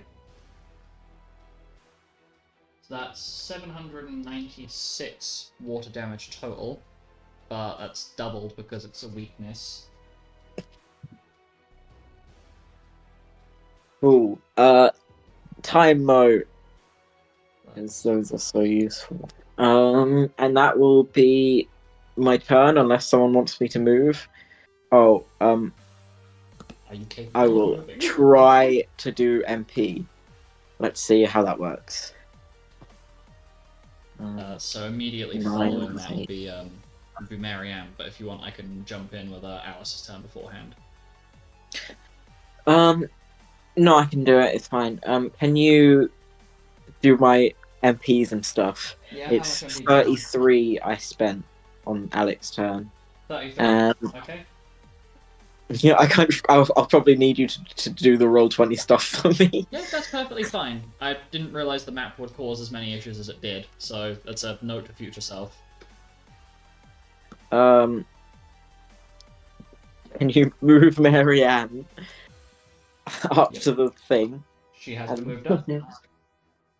Okay. So I will be attacking. Marianne still has haste, so she has 6. Okay, now her sheet won't. There's a series Come of on. unfortunate events. So she has 6 actions, I'm pretty sure. Mhm. I remember. She indeed Oh, come on. does. Okay. And she has advantage to hit. Yep. I would And also hang on, what I'm gonna do. auto bravery at 50, I think. Okay, yeah. I was gonna say, if you want, I can slap down what buff she currently has active. And So then 2 seconds. I'm just like calculating all my There you Can you slap down the buffs? That's what you Surgical precision is 2066, so 2066 plus 50 plus the regular attack, which is my fucking Firestorm Fury, 78 plus 77. Then Water Bravery, Mog, Hasture, Shell. Cool. I will roll to hit 6 times. Yep. And then do all the damage at once. Certainly. Oh, Cool. fuck, you know what I forgot to do? Dang, it's something I'll sort out in the background. I forgot to fucking... Wait. Is Marianne in the Carmina bubble? She is not. This is so sad. It's okay. She already has like 10 to 20 crit range. So, where is my to hit? Hit bonus 86. So basically, I probably can not miss unless I roll a 1. And I have advantage. You Okay. physically cannot miss if you roll a nat 1. I believe that's one of the traits of fighter that you have. Alright. I mean, I Roll also a have second. advantage, which means I would have to roll 2 nat 1s. Luna. Okay. So, It's possible. Me, 5 seconds hit. ago. Hit. Oh, wait, crits. I think Um, the first one for the was sake not a of- crit. yeah, for the sake of simplicity, all of your crits are going to go through because wrecking critical has removed its resistances. And Okay, I first can't one. be asked to roll it. First one was not a crit because I rolled like a 3 and a 7. Second one was a crit. Mhm. Third one, crit. 2 crit. Fourth one, crit. Fifth one, crit. Sixth one, crit. So that's 5 crit. 6 hit. Mass time.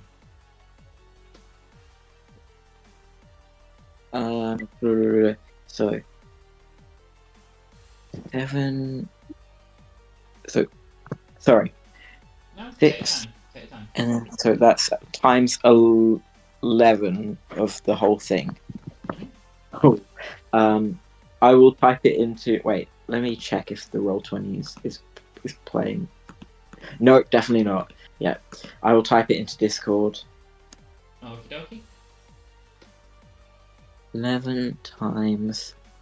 Good question. 7. When you D- crit, are you rolling double the dice or are you multiplying it by 2? Genuine question. Because I have a funny feeling I may know which one it is.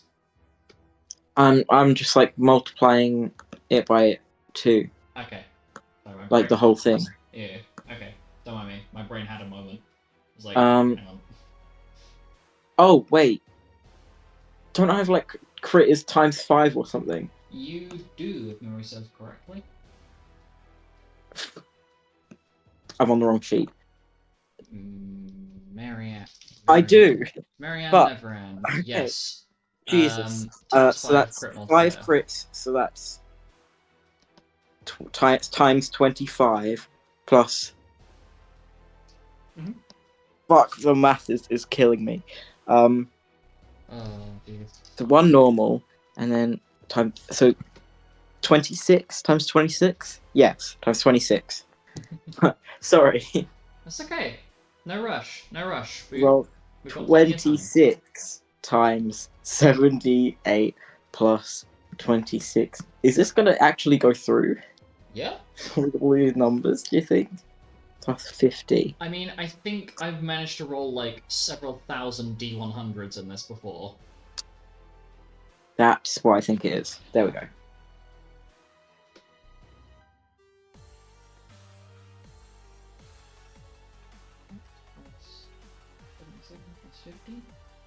Okay, so the damage. Fuck me. The damage total comes out to 6,604.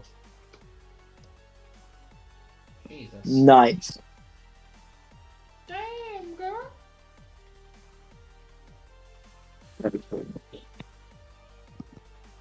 That is my turn. Yes, that is my turn. Oh, also, move me back 10 feet, Move Marianne back 10 feet. Done. and that will be me. Thank you. You are thanked? Question mark. Okay, so the most terrifying thing that I have ever managed to organize is about to occur. Because Alice is going to use, having just been nuked with the power of scathing starlight off of K, is about to whip out the most terrifying thing I think I've ever seen. She's going to use her bonus action to trigger off her spell infusion. Using the only spell that she has stored in her weapon, being scathing starlight. Oh god, this is terrifying. Elemental infusion use equal to half the Hold on spell to your seats for level. this one, folks. Hmm? So hold on to your seats for this one, folks. Scathing starlight's a 9th level rune, but that'd be half of that rounded down. So 9, 4.5, so 5.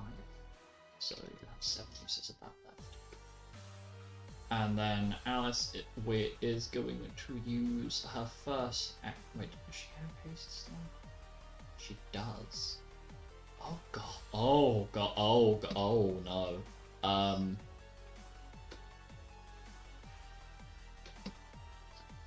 Uh-oh. This is about to be terrifying. As she is going to use her first action. Where is it? Fucking, I can't find it.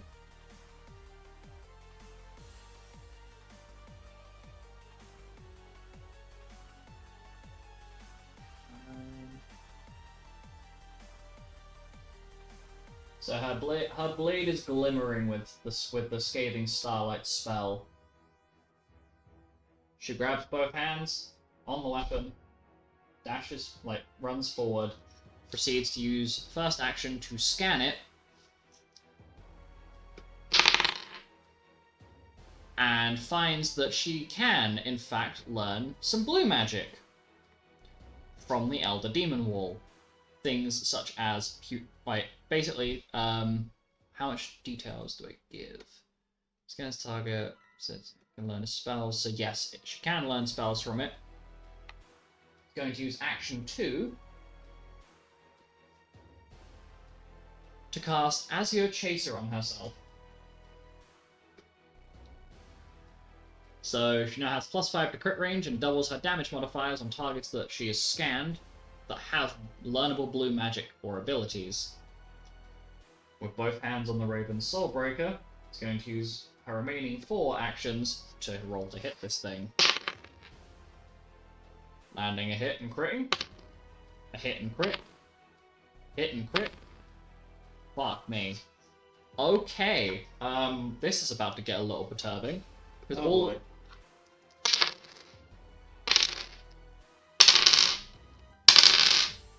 They all went through. Jesus fucking Christ. So both hands on weapon. Is she at full health? Oh no! Oh boy! Oh no! Oh, what have I done? Oh, Lucas, what have you done, you fool?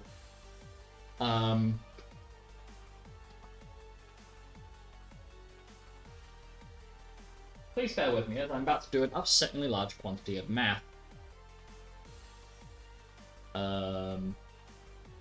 So she has Endure Fury, and then Bravery from London.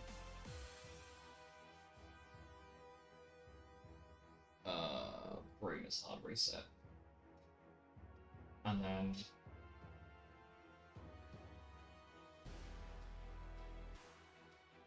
Yeah, it may take more damage from. It may take more damage from my shit at the moment, but I figured my abilities were better use in making everybody else hit harder.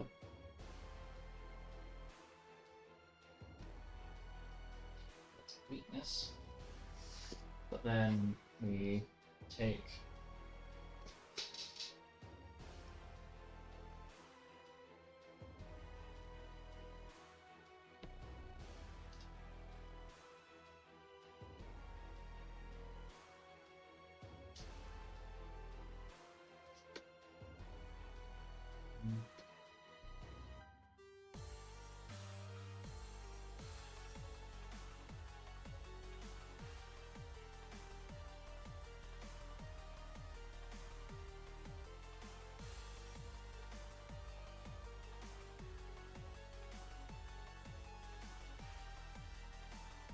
because that's full health.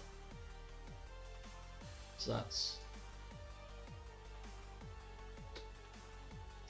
Jesus Christ.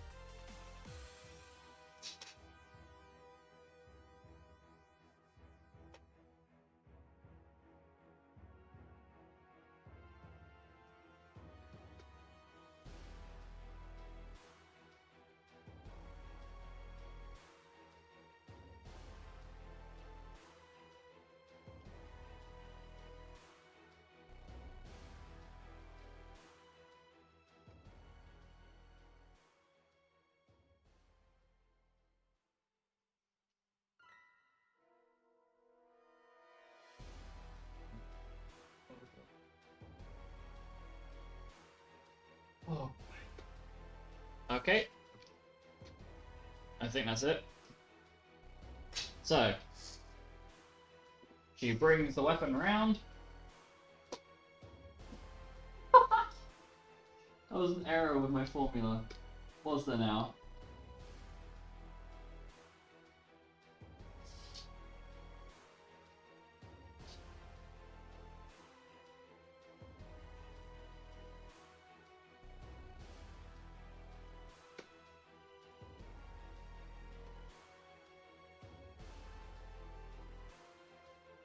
Okay.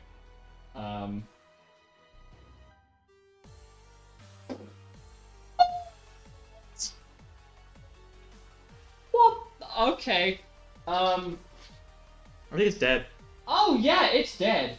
Because between the 4 hits, the 4 crits, and with the bonus, all the damage stacking from Scathing Starlight, I think you may have carved a hole through the fabric of reality itself. she does over 71,000 damage. What the actual fuck? Spellblade with a very powerful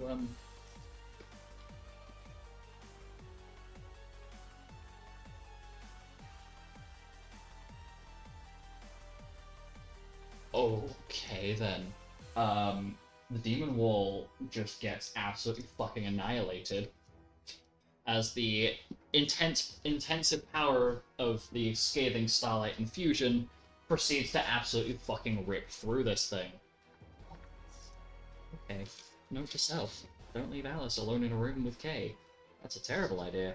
So it's dead. Like, good fucking god, it's dead. And as quickly as you arrive, you flee! And yes, Penton, before you ask, your duplicate is still present. Okay.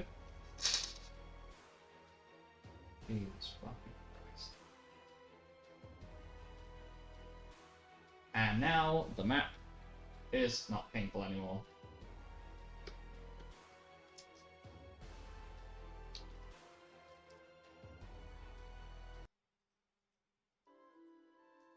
So, after all of that,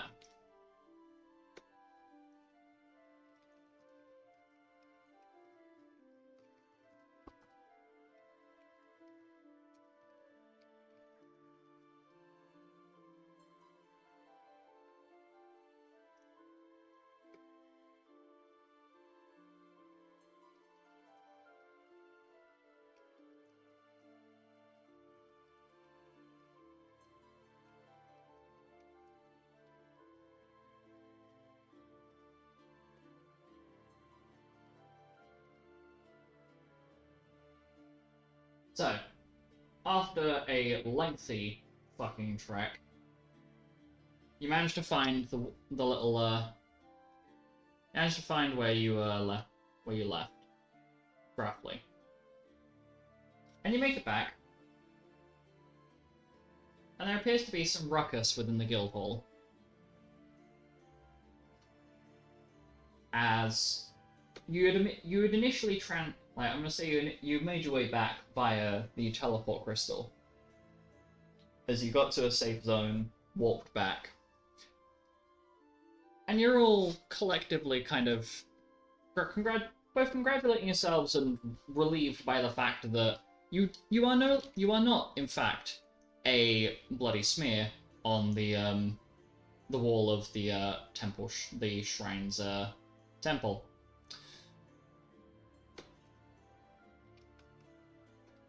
Which is brilliant. Yeah, everybody survived. Awesome.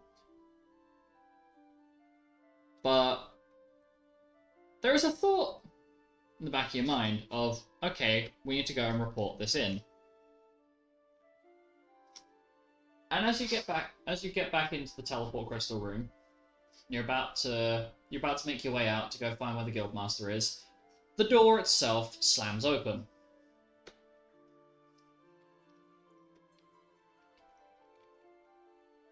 And standing there, in the doorway, with teary eyes, is the guildmaster. Lupus is currently standing in the doorway, basically, short form. Oh my god, I'm so sorry. I didn't fucking know the Demon War was down there. I'm so glad you guys are back. Oh my god. And he is... like, the fur underneath his eyes is matted with tears. Dude is red-eyed and fucking has very clearly been crying a lot. Is everybody okay? Everybody in one piece? And his head is darting back and forth. Yeah, are you in one piece? Yeah, I just didn't realize it was down there. If it was down there, and I would have stopped you guys from going down there and sent some actual support. And Well, we took it out. What, the wall monster? yeah, I didn't know it was down there. I got information literally like like a few hours after you guys left, and I couldn't get down to you guys because my message spell wasn't going through, and Lupus is basically just a babbling mess. Is Other Penton still there, or is it gone? Other now? Penton is still there, yes. It's there until you choose to either dispel it, or until it dies. Guys? Yes. It's just sad. Well, it just dissipates into dust. It goes... Shh. Hey, look what I can do. There's another me. Yeah, that's really cool. Yeah. Use it to buff everyone up, and we kicked its ass.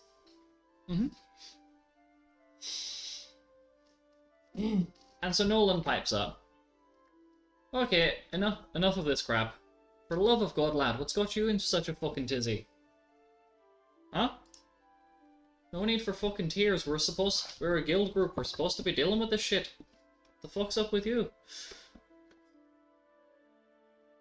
And Lupus looks at Nolan. And just for visual understanding, the door itself opens inwards, and Lupus is standing in the door frame.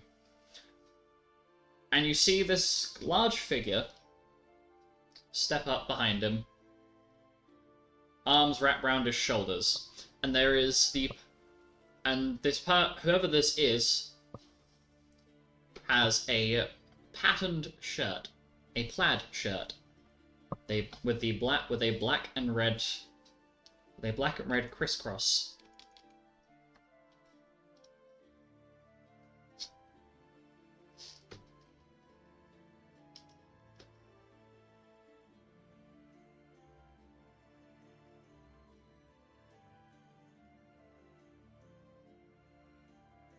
It's a sort of black and red crisscross.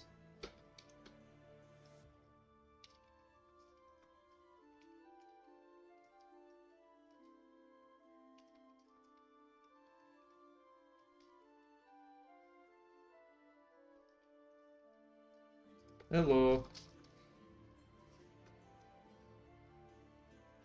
He's the big ball of stress right now.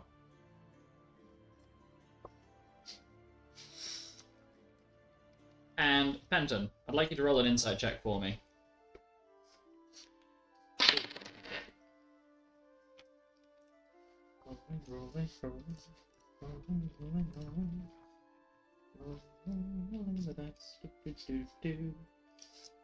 Uh, 52.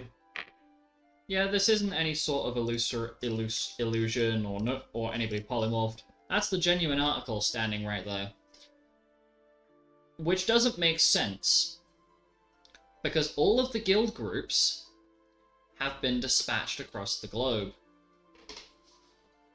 to deal with the cult influence and basically drive them back.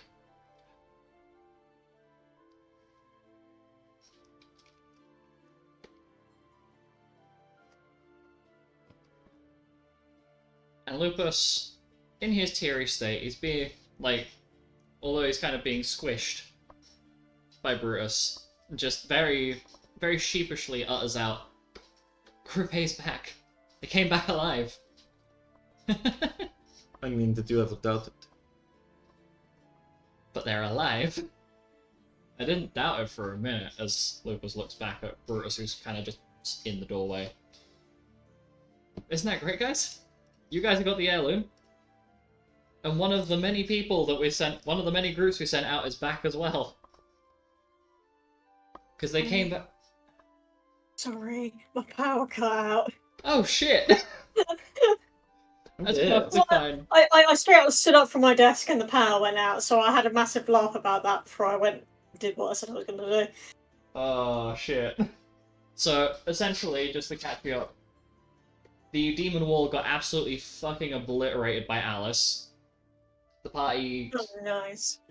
like, just look in the Roll20 chat, you'll see the damage from Forest. I will when Eventually. I bring up Google Chrome, which will be in a few minutes. Yeah.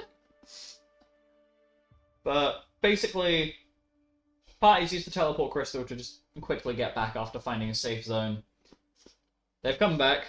Lupus has burst through the door, teary-eyed, crying, worrying, talking about the demon wall itself, which he wouldn't have known about, and fretting over that. And essentially, as Nolan has asked him what the hell has got him in such a mess, it is revealed that Brutus has come back, alongside the rest of Group A, as Lupus has just divulged. There, puppy. No need for tears. Hey, Emotional support there is here. hey, can it? And Lupus wipes his eyes. I'm glad you guys are back, though. Anyway, you got the heirloom, right? Yep. Oh, also, did you know Carl was fine?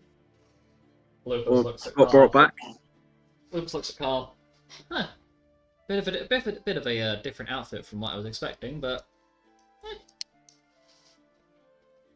looks perfectly healthy to me.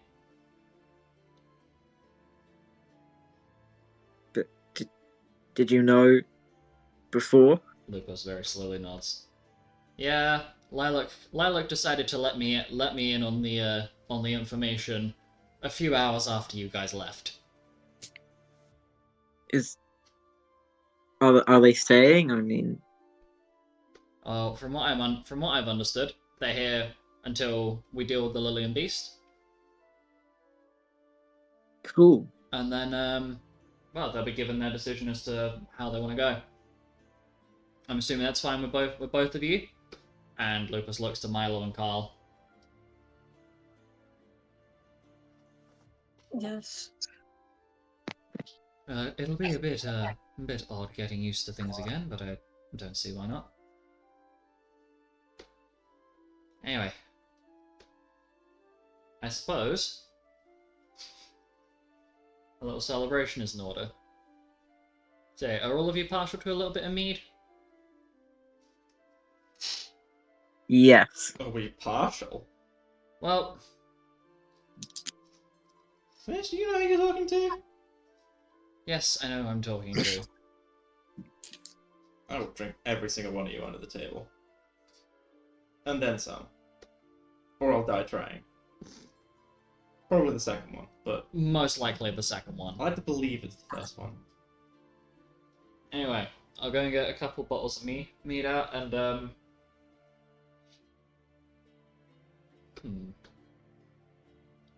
And Lucas is gonna look over at the corner of the room.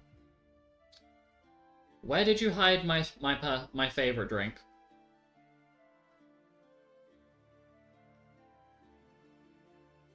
And the corner is going to reply.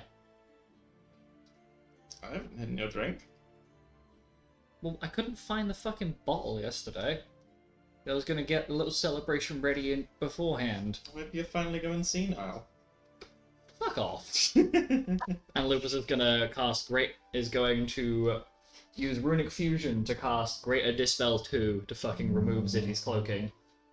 Now, motherfucker. Where is it?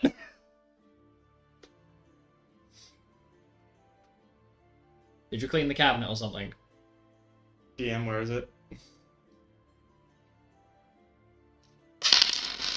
Zippy was recently asked to clean out one of the cabinets in their room in the guild.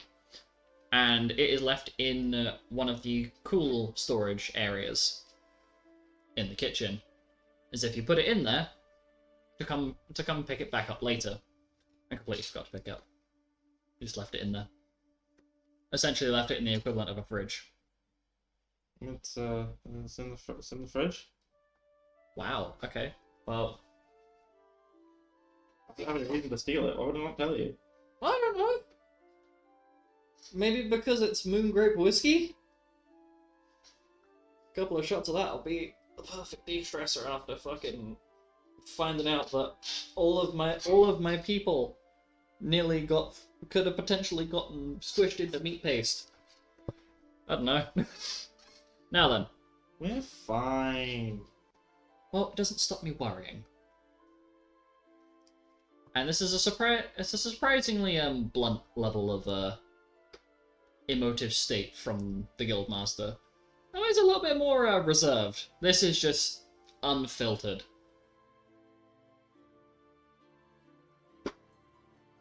Right. Well, you'll be a little bit less jumpy once we get a few drinks in you. Yeah, I guess. Also, why do you still have two of you there? And Because I don't know how to get rid of them. And Lupus is going to use the same trick again, the Greater Dispel. Fenton 2, no! He was so young. Like, 3 hours old, I think. It's a duplicate of you, you moron. I mean, hell, look. And Lupus proceeds to cast Replicate Entity on himself. So there You are don't now know two about Lupuses that. in the He had a building. wife and kids, see? And Fenton's gonna hold out, like, an illusory wallet with a picture of the other Fenton with a wife and 2 kids, them all smiling. You know the ones that, like, flips out when you open it? Yep. You monster! How could you do that? He was like 1 day from retirement. Okay, I'm done with cliches now. Yeah, I was Drink. gonna say, yeah. Anyway, and this, the replicated Lupus disappears as well. And, Penton. Actually, Penton, Alec, do you want to roll an Arcana check? Actually, no, not Arcana, History. Oh man, sure. So I realise that is going to be History. Beep beep beep. I wish it was Arcana, but That's fine. It's, it's only a 3 difference. don't you also have a Oh. thing from... Maybe I'm... I'm back. Welcome back. Oh Would you like yeah, to roll a don't I history have check? I have a black mage Yeah. thing. Restore Chrome. Hello, every single tab Law that I now need to click Master. on. I can automatically take a 10, which is good because I Yes. rolled under a 10. So that's 10 plus history. Luna. 44. Okay. Is this just Luna rolling? Yeah, I'd say so. Yes, definitely, sorry. Correction. Okay, so that's a fucking 9. Total? Yeah. Yeah, I think Luna's history is Oh quite my low, God. if memory serves correctly. Luna's history is a 6. Oh, mine's 34. Penton? History? Yes. Weird.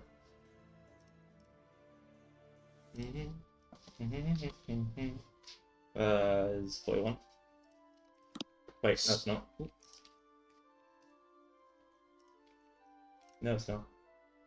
It's still 41. Never mind. Okay. It is 41. So, with like Luna's trying really hard to recall where something like that may have appeared before. However, Alec and Penton figure out that, hang on a minute, Lupus just made a copy of himself. It looked pretty much the same, except for the magical aura was a bit different. But you then the two of you kind of put 2 and 2 together as to who's responsible for the Norwich horde, the unexplained horde of Norwich charging down the hallway a few days ago. And everything suddenly makes sense. Huh. And so, you make your way down to... Why down would to he one do of that, the... though? Why wouldn't? You have to ask, I guess. It's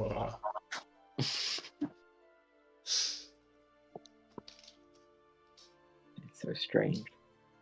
I mean, it's Lupus. Did you expect anything else?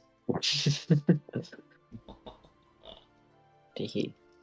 Tee smiley face. So you end up going into the big dining hall, where all of the members of Group A are sharing a drink together. So that is, give me 2 seconds so I can. The sitting around one of these tables is Andrew, Tiberius, Reggie, Father Bear, Aster, Cedric, Alonso, Brutus, Hector, and Jacob. And they're just sitting around the table, sharing a bottle.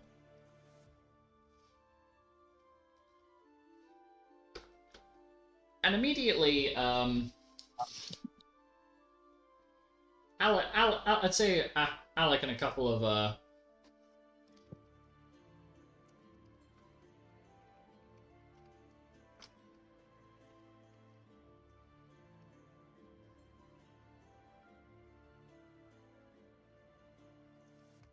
So Group A is sitting around the table, sharing a couple drinks, and Lupus has kind of already been brought ahead, but that's partly because he's being dragged.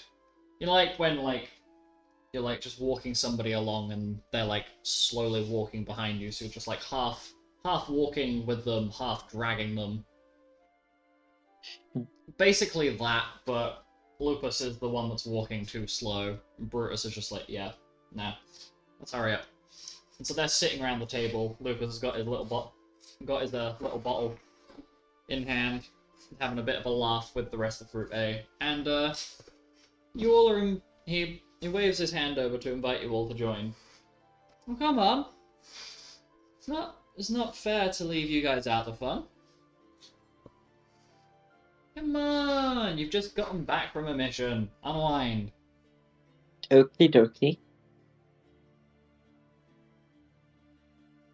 And so there are a couple of extra mead bottles sitting in this like cool this block, basically this block of ice that is further down the table. Good idea. We shall enjoy a few drinks with our friends in this nice room where the walls do not move.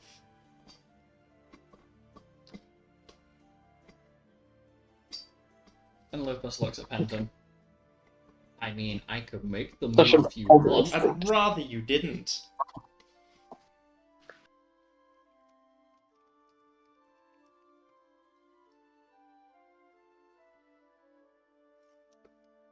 It's taken forever to build that corridor. Hmm? I said it must have taken them forever to build that corridor.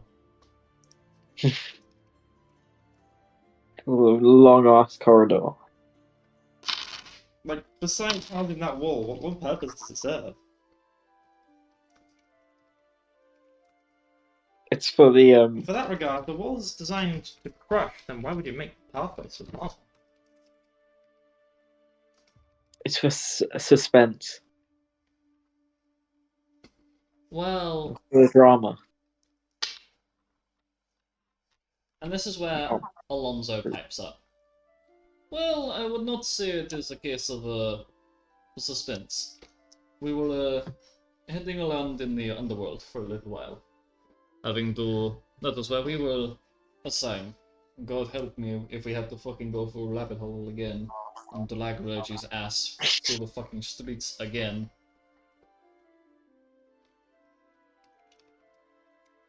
So basically it's down there for the sake of, how would one put it? It's essentially supposed to be a prison for all of the demons that have been killed by the Dark Knight sages. So, you're family members. And Alonso turns his head to Milo and Carl. So essentially the demon wall was made from all of the demons that your ancestors slaughtered. I imagine you would have done them proud. having to essentially re-put down these spirits that had gotten a little bit rowdy from all of the chaotic influence happening right now.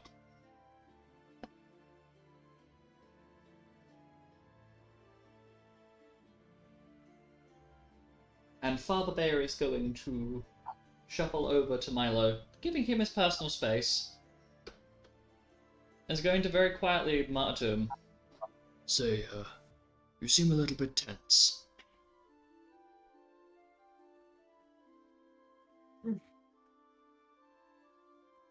It's fine. Father Bear ponders for a moment, looks at Kay, looks at Milo. "I'm presuming it's, to do with the young lady over there." Amongst other things. Bearing in mind that nobody is actually paying attention to the two that are sitting further down the table at this point, and Lupus has started a conversation about what they've gotten up to in the underworld, and all of that chaos. Yeah.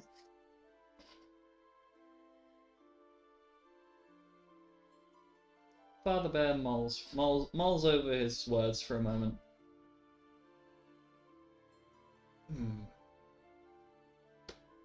Well, I would offer you a handshake or something akin. It's nice to see you back, even if it's not exactly on ideal terms. Or at least your ideal terms, I would imagine. Oh, alright. Yeah. That is understandable. If there's anything I can do to make life a little easier, you're more than welcome to come and talk. Okay. And he offers his hand to do like a little fist bump. Marlowe would just shake his head. And Father Bear nods respectfully before getting up and going over to break up what appears to be a rising tension argument between Reggie and Asta, where Reggie is just very clearly pushing all of Asta's buttons.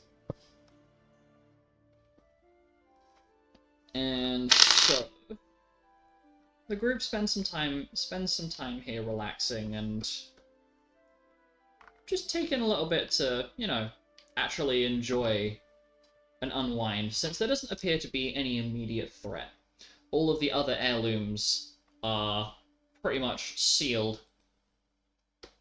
in such a capacity where they're not really going to be immediately accessible. So the party's earned some time to just unwind.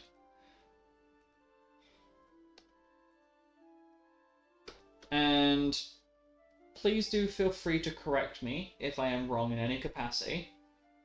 But I imagine that Milo and Carl are probably sitting a little further down the table, as I presume Milo's probably not quite Marlowe feels incredibly awkward. And I'm presuming it's because of the tension between him and Kay. Not just that.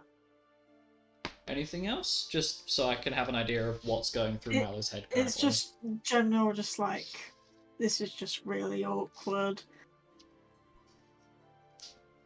I can elaborate more later. I haven't quite got it down into words. Yeah, it's perfectly fine. It's more so I can understand the character's disposition at the moment.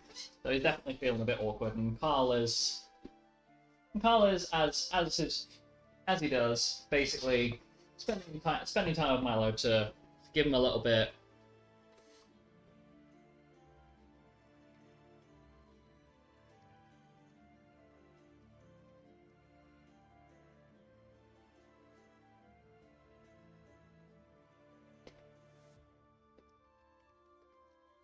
And so the night goes on a little bit.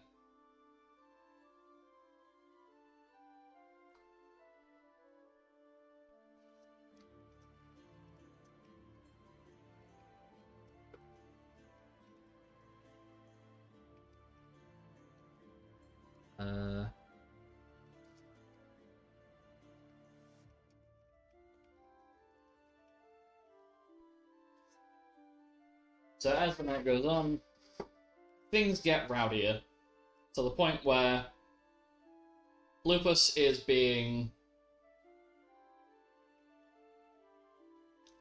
his chaotic self, and there is a surprising lack of, like, My fucking chair just squeaked really high pitched.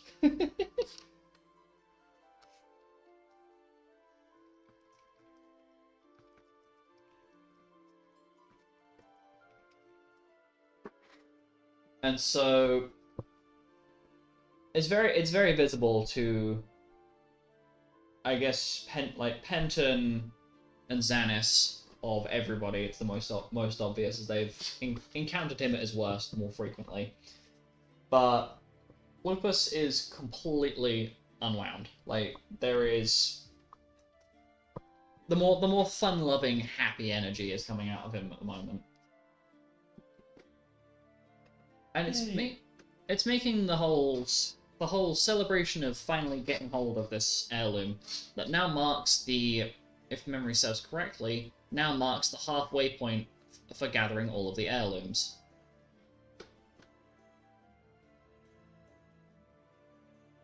Yes, that it does in fact mark the halfway point.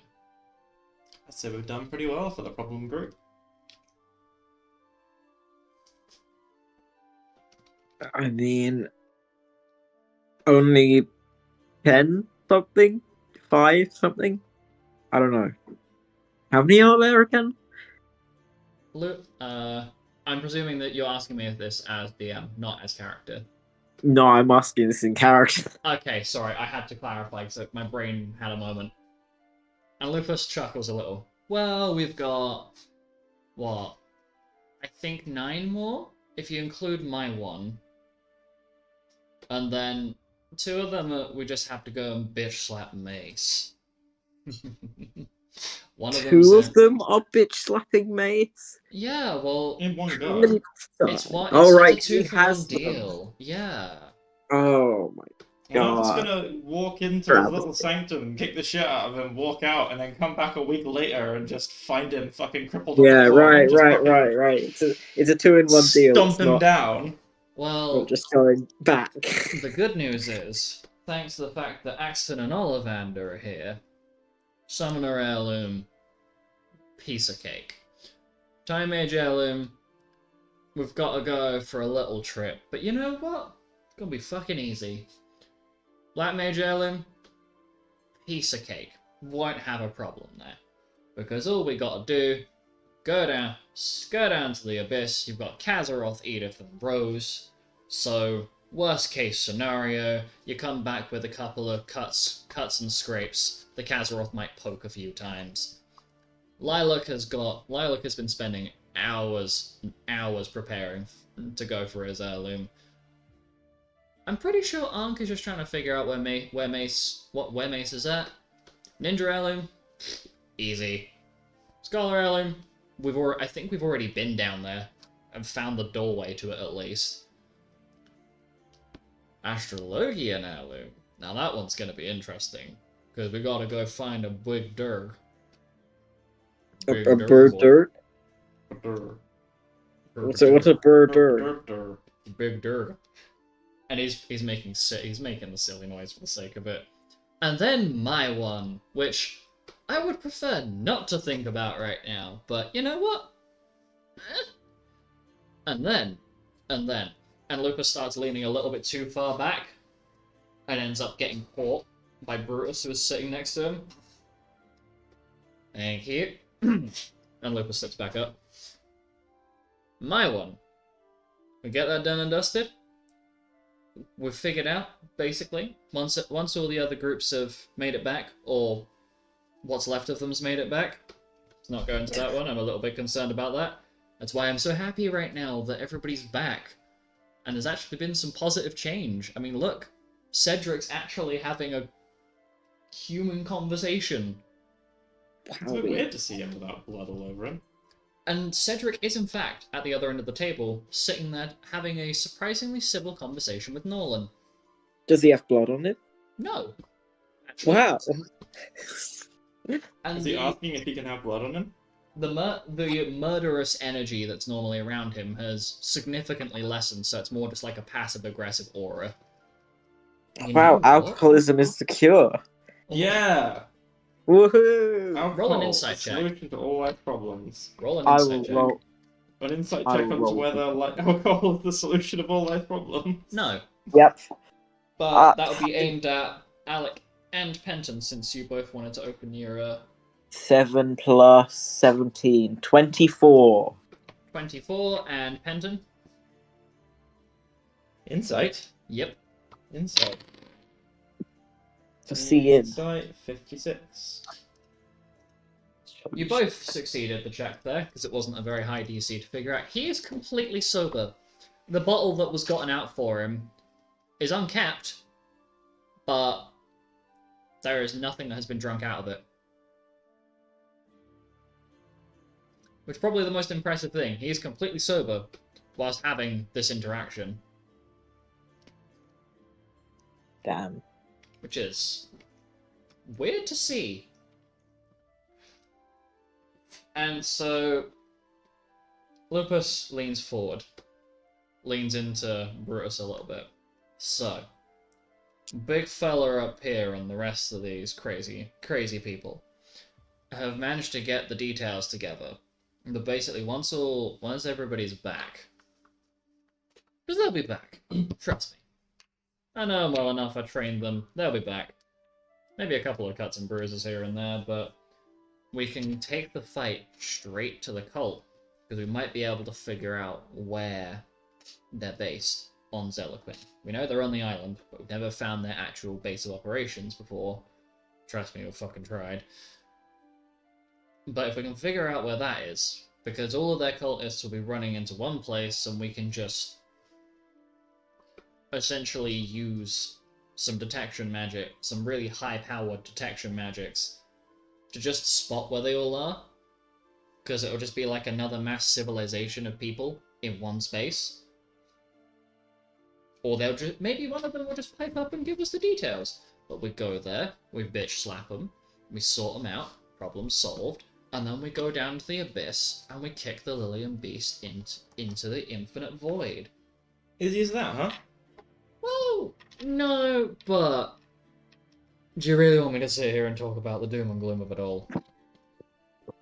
Oh, we're all gonna it does die. sound pretty funny when you're talking about all the negative stuff. You've got like a big stupid slur to your voice because you're pissed.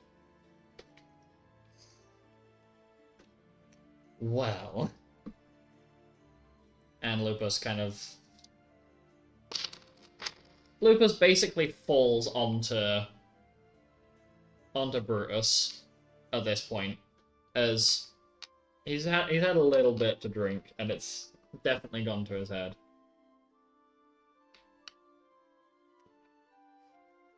And so, whilst all this chaos is happening,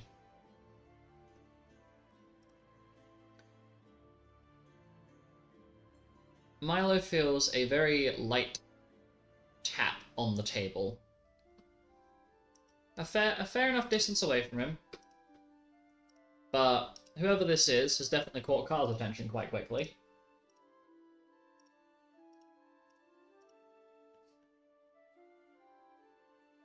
And Marla looks to the person who's snapping. It is Kay. And she has a very gentle smile on her face. Hey, mind if I join you? Sure. And Kay takes a seat, but she leaves a very comfortable space between the two. So she is close enough that she can have a polite interaction.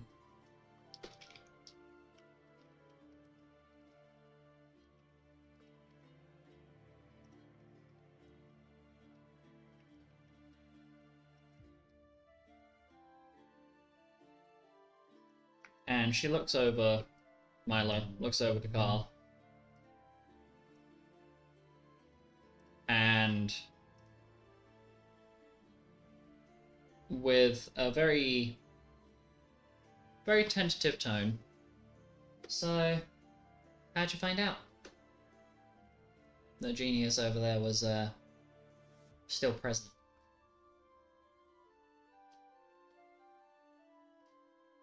Is Kay referring to Carl? Yeah, she's sorry, I should have probably described what she was doing. She's kind of nodding towards Carl whilst sipping what appears to be like a small glass of wine, but it's a very small amount. Like a taster shot, if you will. He was there when I got home. Oh. Oh really? I imagine that was a bit of a shock. Yes.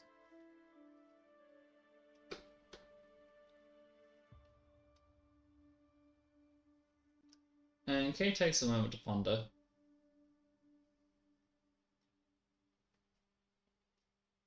And she's mulling her words, thinking, before she comes out what she says next. So, I wanted to break the tension a little bit, break the ice. And I know I didn't say it before, but it's nice to see you back. And I apologize for being less than helpful beforehand. As little as it may or may not mean. I'm sorry things went how they did. Mm-hmm. But she takes a second before just cutting to the chase. I have done a lot of thinking over what I did, and I realize that I am ultimately in the wrong. Because as I treated it, a noble deed, but regardless of what situation was going on with Mira, I probably should have been outright blunt with it and been a bit more assertive of the situation as it was. And I sincerely apologize for that. But the one thing that kind of made this stick out to me is what happened to my mother. And she looks at Milo with a gentle but rather firm expression on her face. Because I understand the betrayal you felt.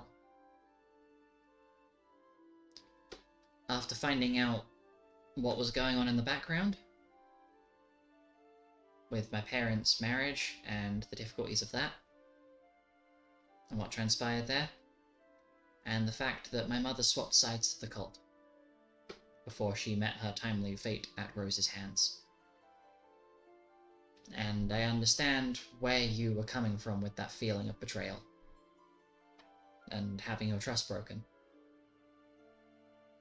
And having been on the receiving end of that,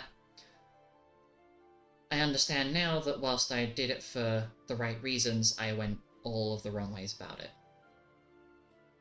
And whilst I don't expect you to forgive me, I would like to make sure that you understand that I do regret my actions. Okay. And she offers not her hand, but she takes from her pocket what looks like a bundle of cloth and places it on the table near Milo, but she is, Milo notices she is keeping a very respectful distance, so she is not within Milo's personal bubble, as I'm picturing that Milo's quite tense at the moment, especially with how close one of the awkward factors is in proximity to him. Feel free to correct me if I'm wrong at any point.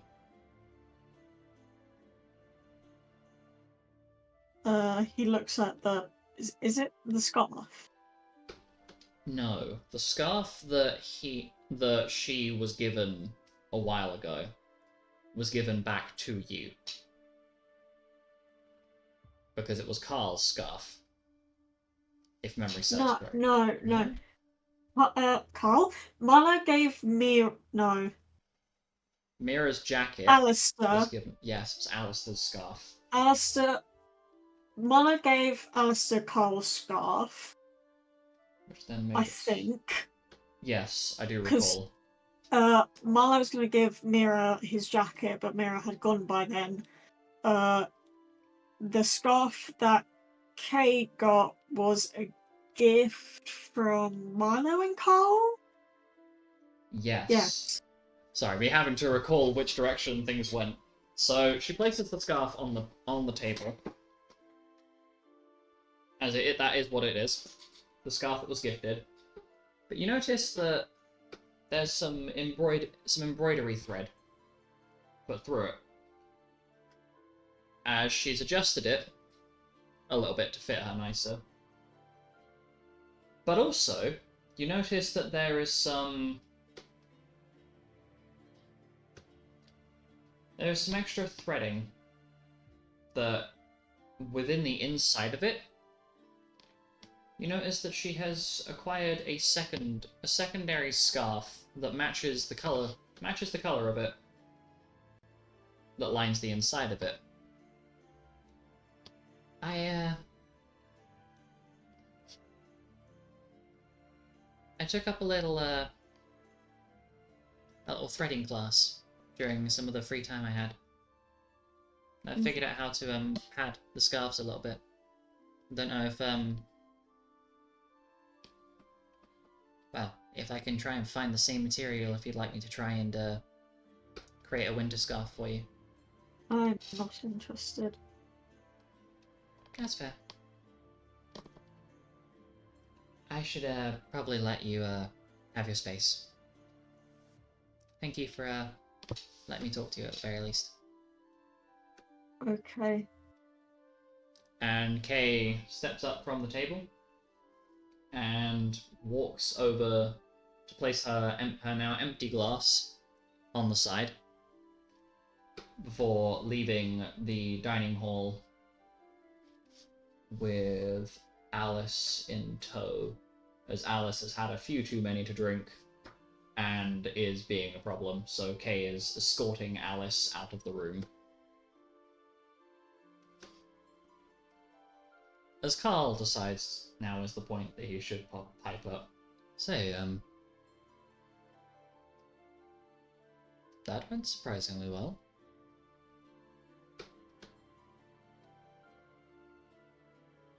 Do you want to go back to a room or something? Yes.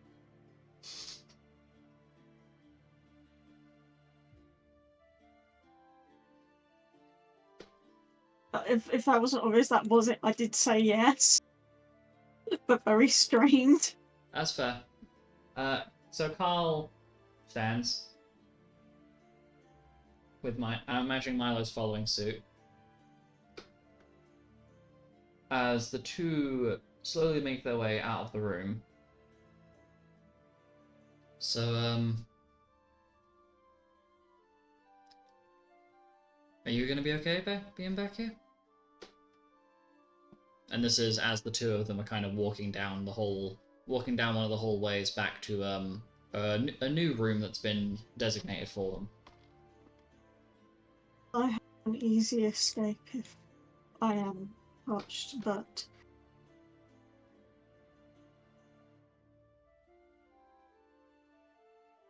I will be fine. Carl looks at Milo.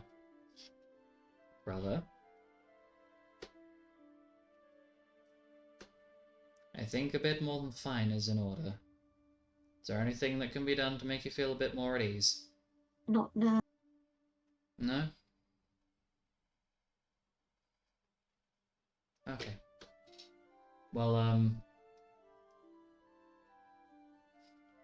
he has a little smirk on his face as you get to the room. And he produces a key. Opens the lock to the door. as you both go in. Rosemary's there to greet you. He locks the door behind you, and then takes out a second silver-coloured key. Hands it to Milo. Probably not the best time to mention it, but Kay did mention it a little bit earlier, last I was getting our drinks, that she asked for a second lock to be put on this door.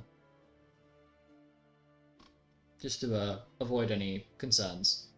And you are the only one who has that key. And he's gonna, like when you toss a coin? I don't know how people do it, like they toss a coin with their thumb. Carl basically does that with the key in Milo's general direction. Milo catches it. She doesn't seem all bad, but she certainly doesn't seem quite with it yet. Then again, and there is a slam sound as Rosemary proceeds to body slam Carl for leaving her in this room. Oh, why do you do this? And Rosemary just loafs. Question. What's Rosemary's intelligence now? Rosemary's current intelligence is 9. So she is sentient, but she is still, like, she hasn't quite mastered the art of, speaking yet. So Rosemary is, like, obviously, as you would presume, like, chocobo mounts and like, things along that line, they're sentient and intelligent, but Rosemary has the same level of intelligence as a slightly stupid person. So, Rosemary is about as intelligent as your average orc. Give or take a little bit. It's a terrifying thought to compare the two, but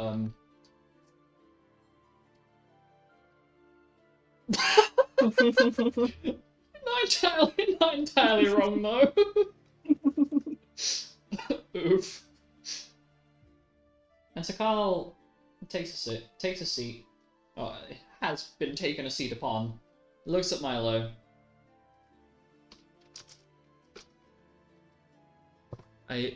With that second lock on the door, does that ease your concerns a little further?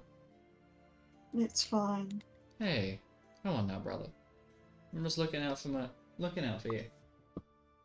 I know. And he smiles at you.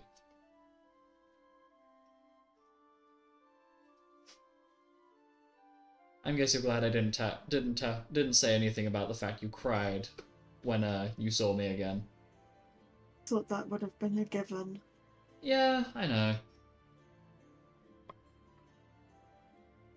I'm just trying to. I guess I'm partly trying to distract myself from the fact that somebody, as he looks up at Rosemary, is sitting on my ribcage. Do you mind, madam? And Rosemary is going to go. Is going to like basically make a bird noise in his face, get up, and proceed to pick him up by the scruff of his neck. So like the scarf. Like the scarf slash like hem of his shirt. Pick him up, sit him down, and then basically just flump and put a neck on the back of it on his shoulder. Meanwhile, back in the main room, things have gotten a little chaotic. As like Kay had left at this point, with Alice in tow. I have to move Axton and Ollivander out the way, except not. But things have gotten a little chaotic, as there were 2 drink options that were given to you. A fine mead, or a berry wine. Alice, I'm picturing, went for the mead. Kay I went for thought the Alice wine. left with Yeah. Kay. Alice may have had a fair few, and so she was getting a bit rowdy and had to be escorted out. Same short later down the line with Letizia, as she excuses herself to go and recuperate, as she's had her alcohol tolerance is definitely not astounding, or yeah, she's had maybe one too many.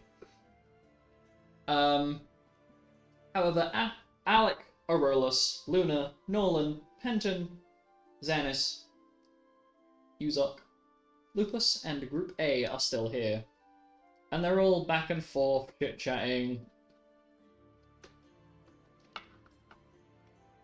And it's very clear the Guildmaster has had a little too much. As he's swaying a little bit, he's like, yeah, you guys are fucking awesome. You know? I mean, how the fuck did you...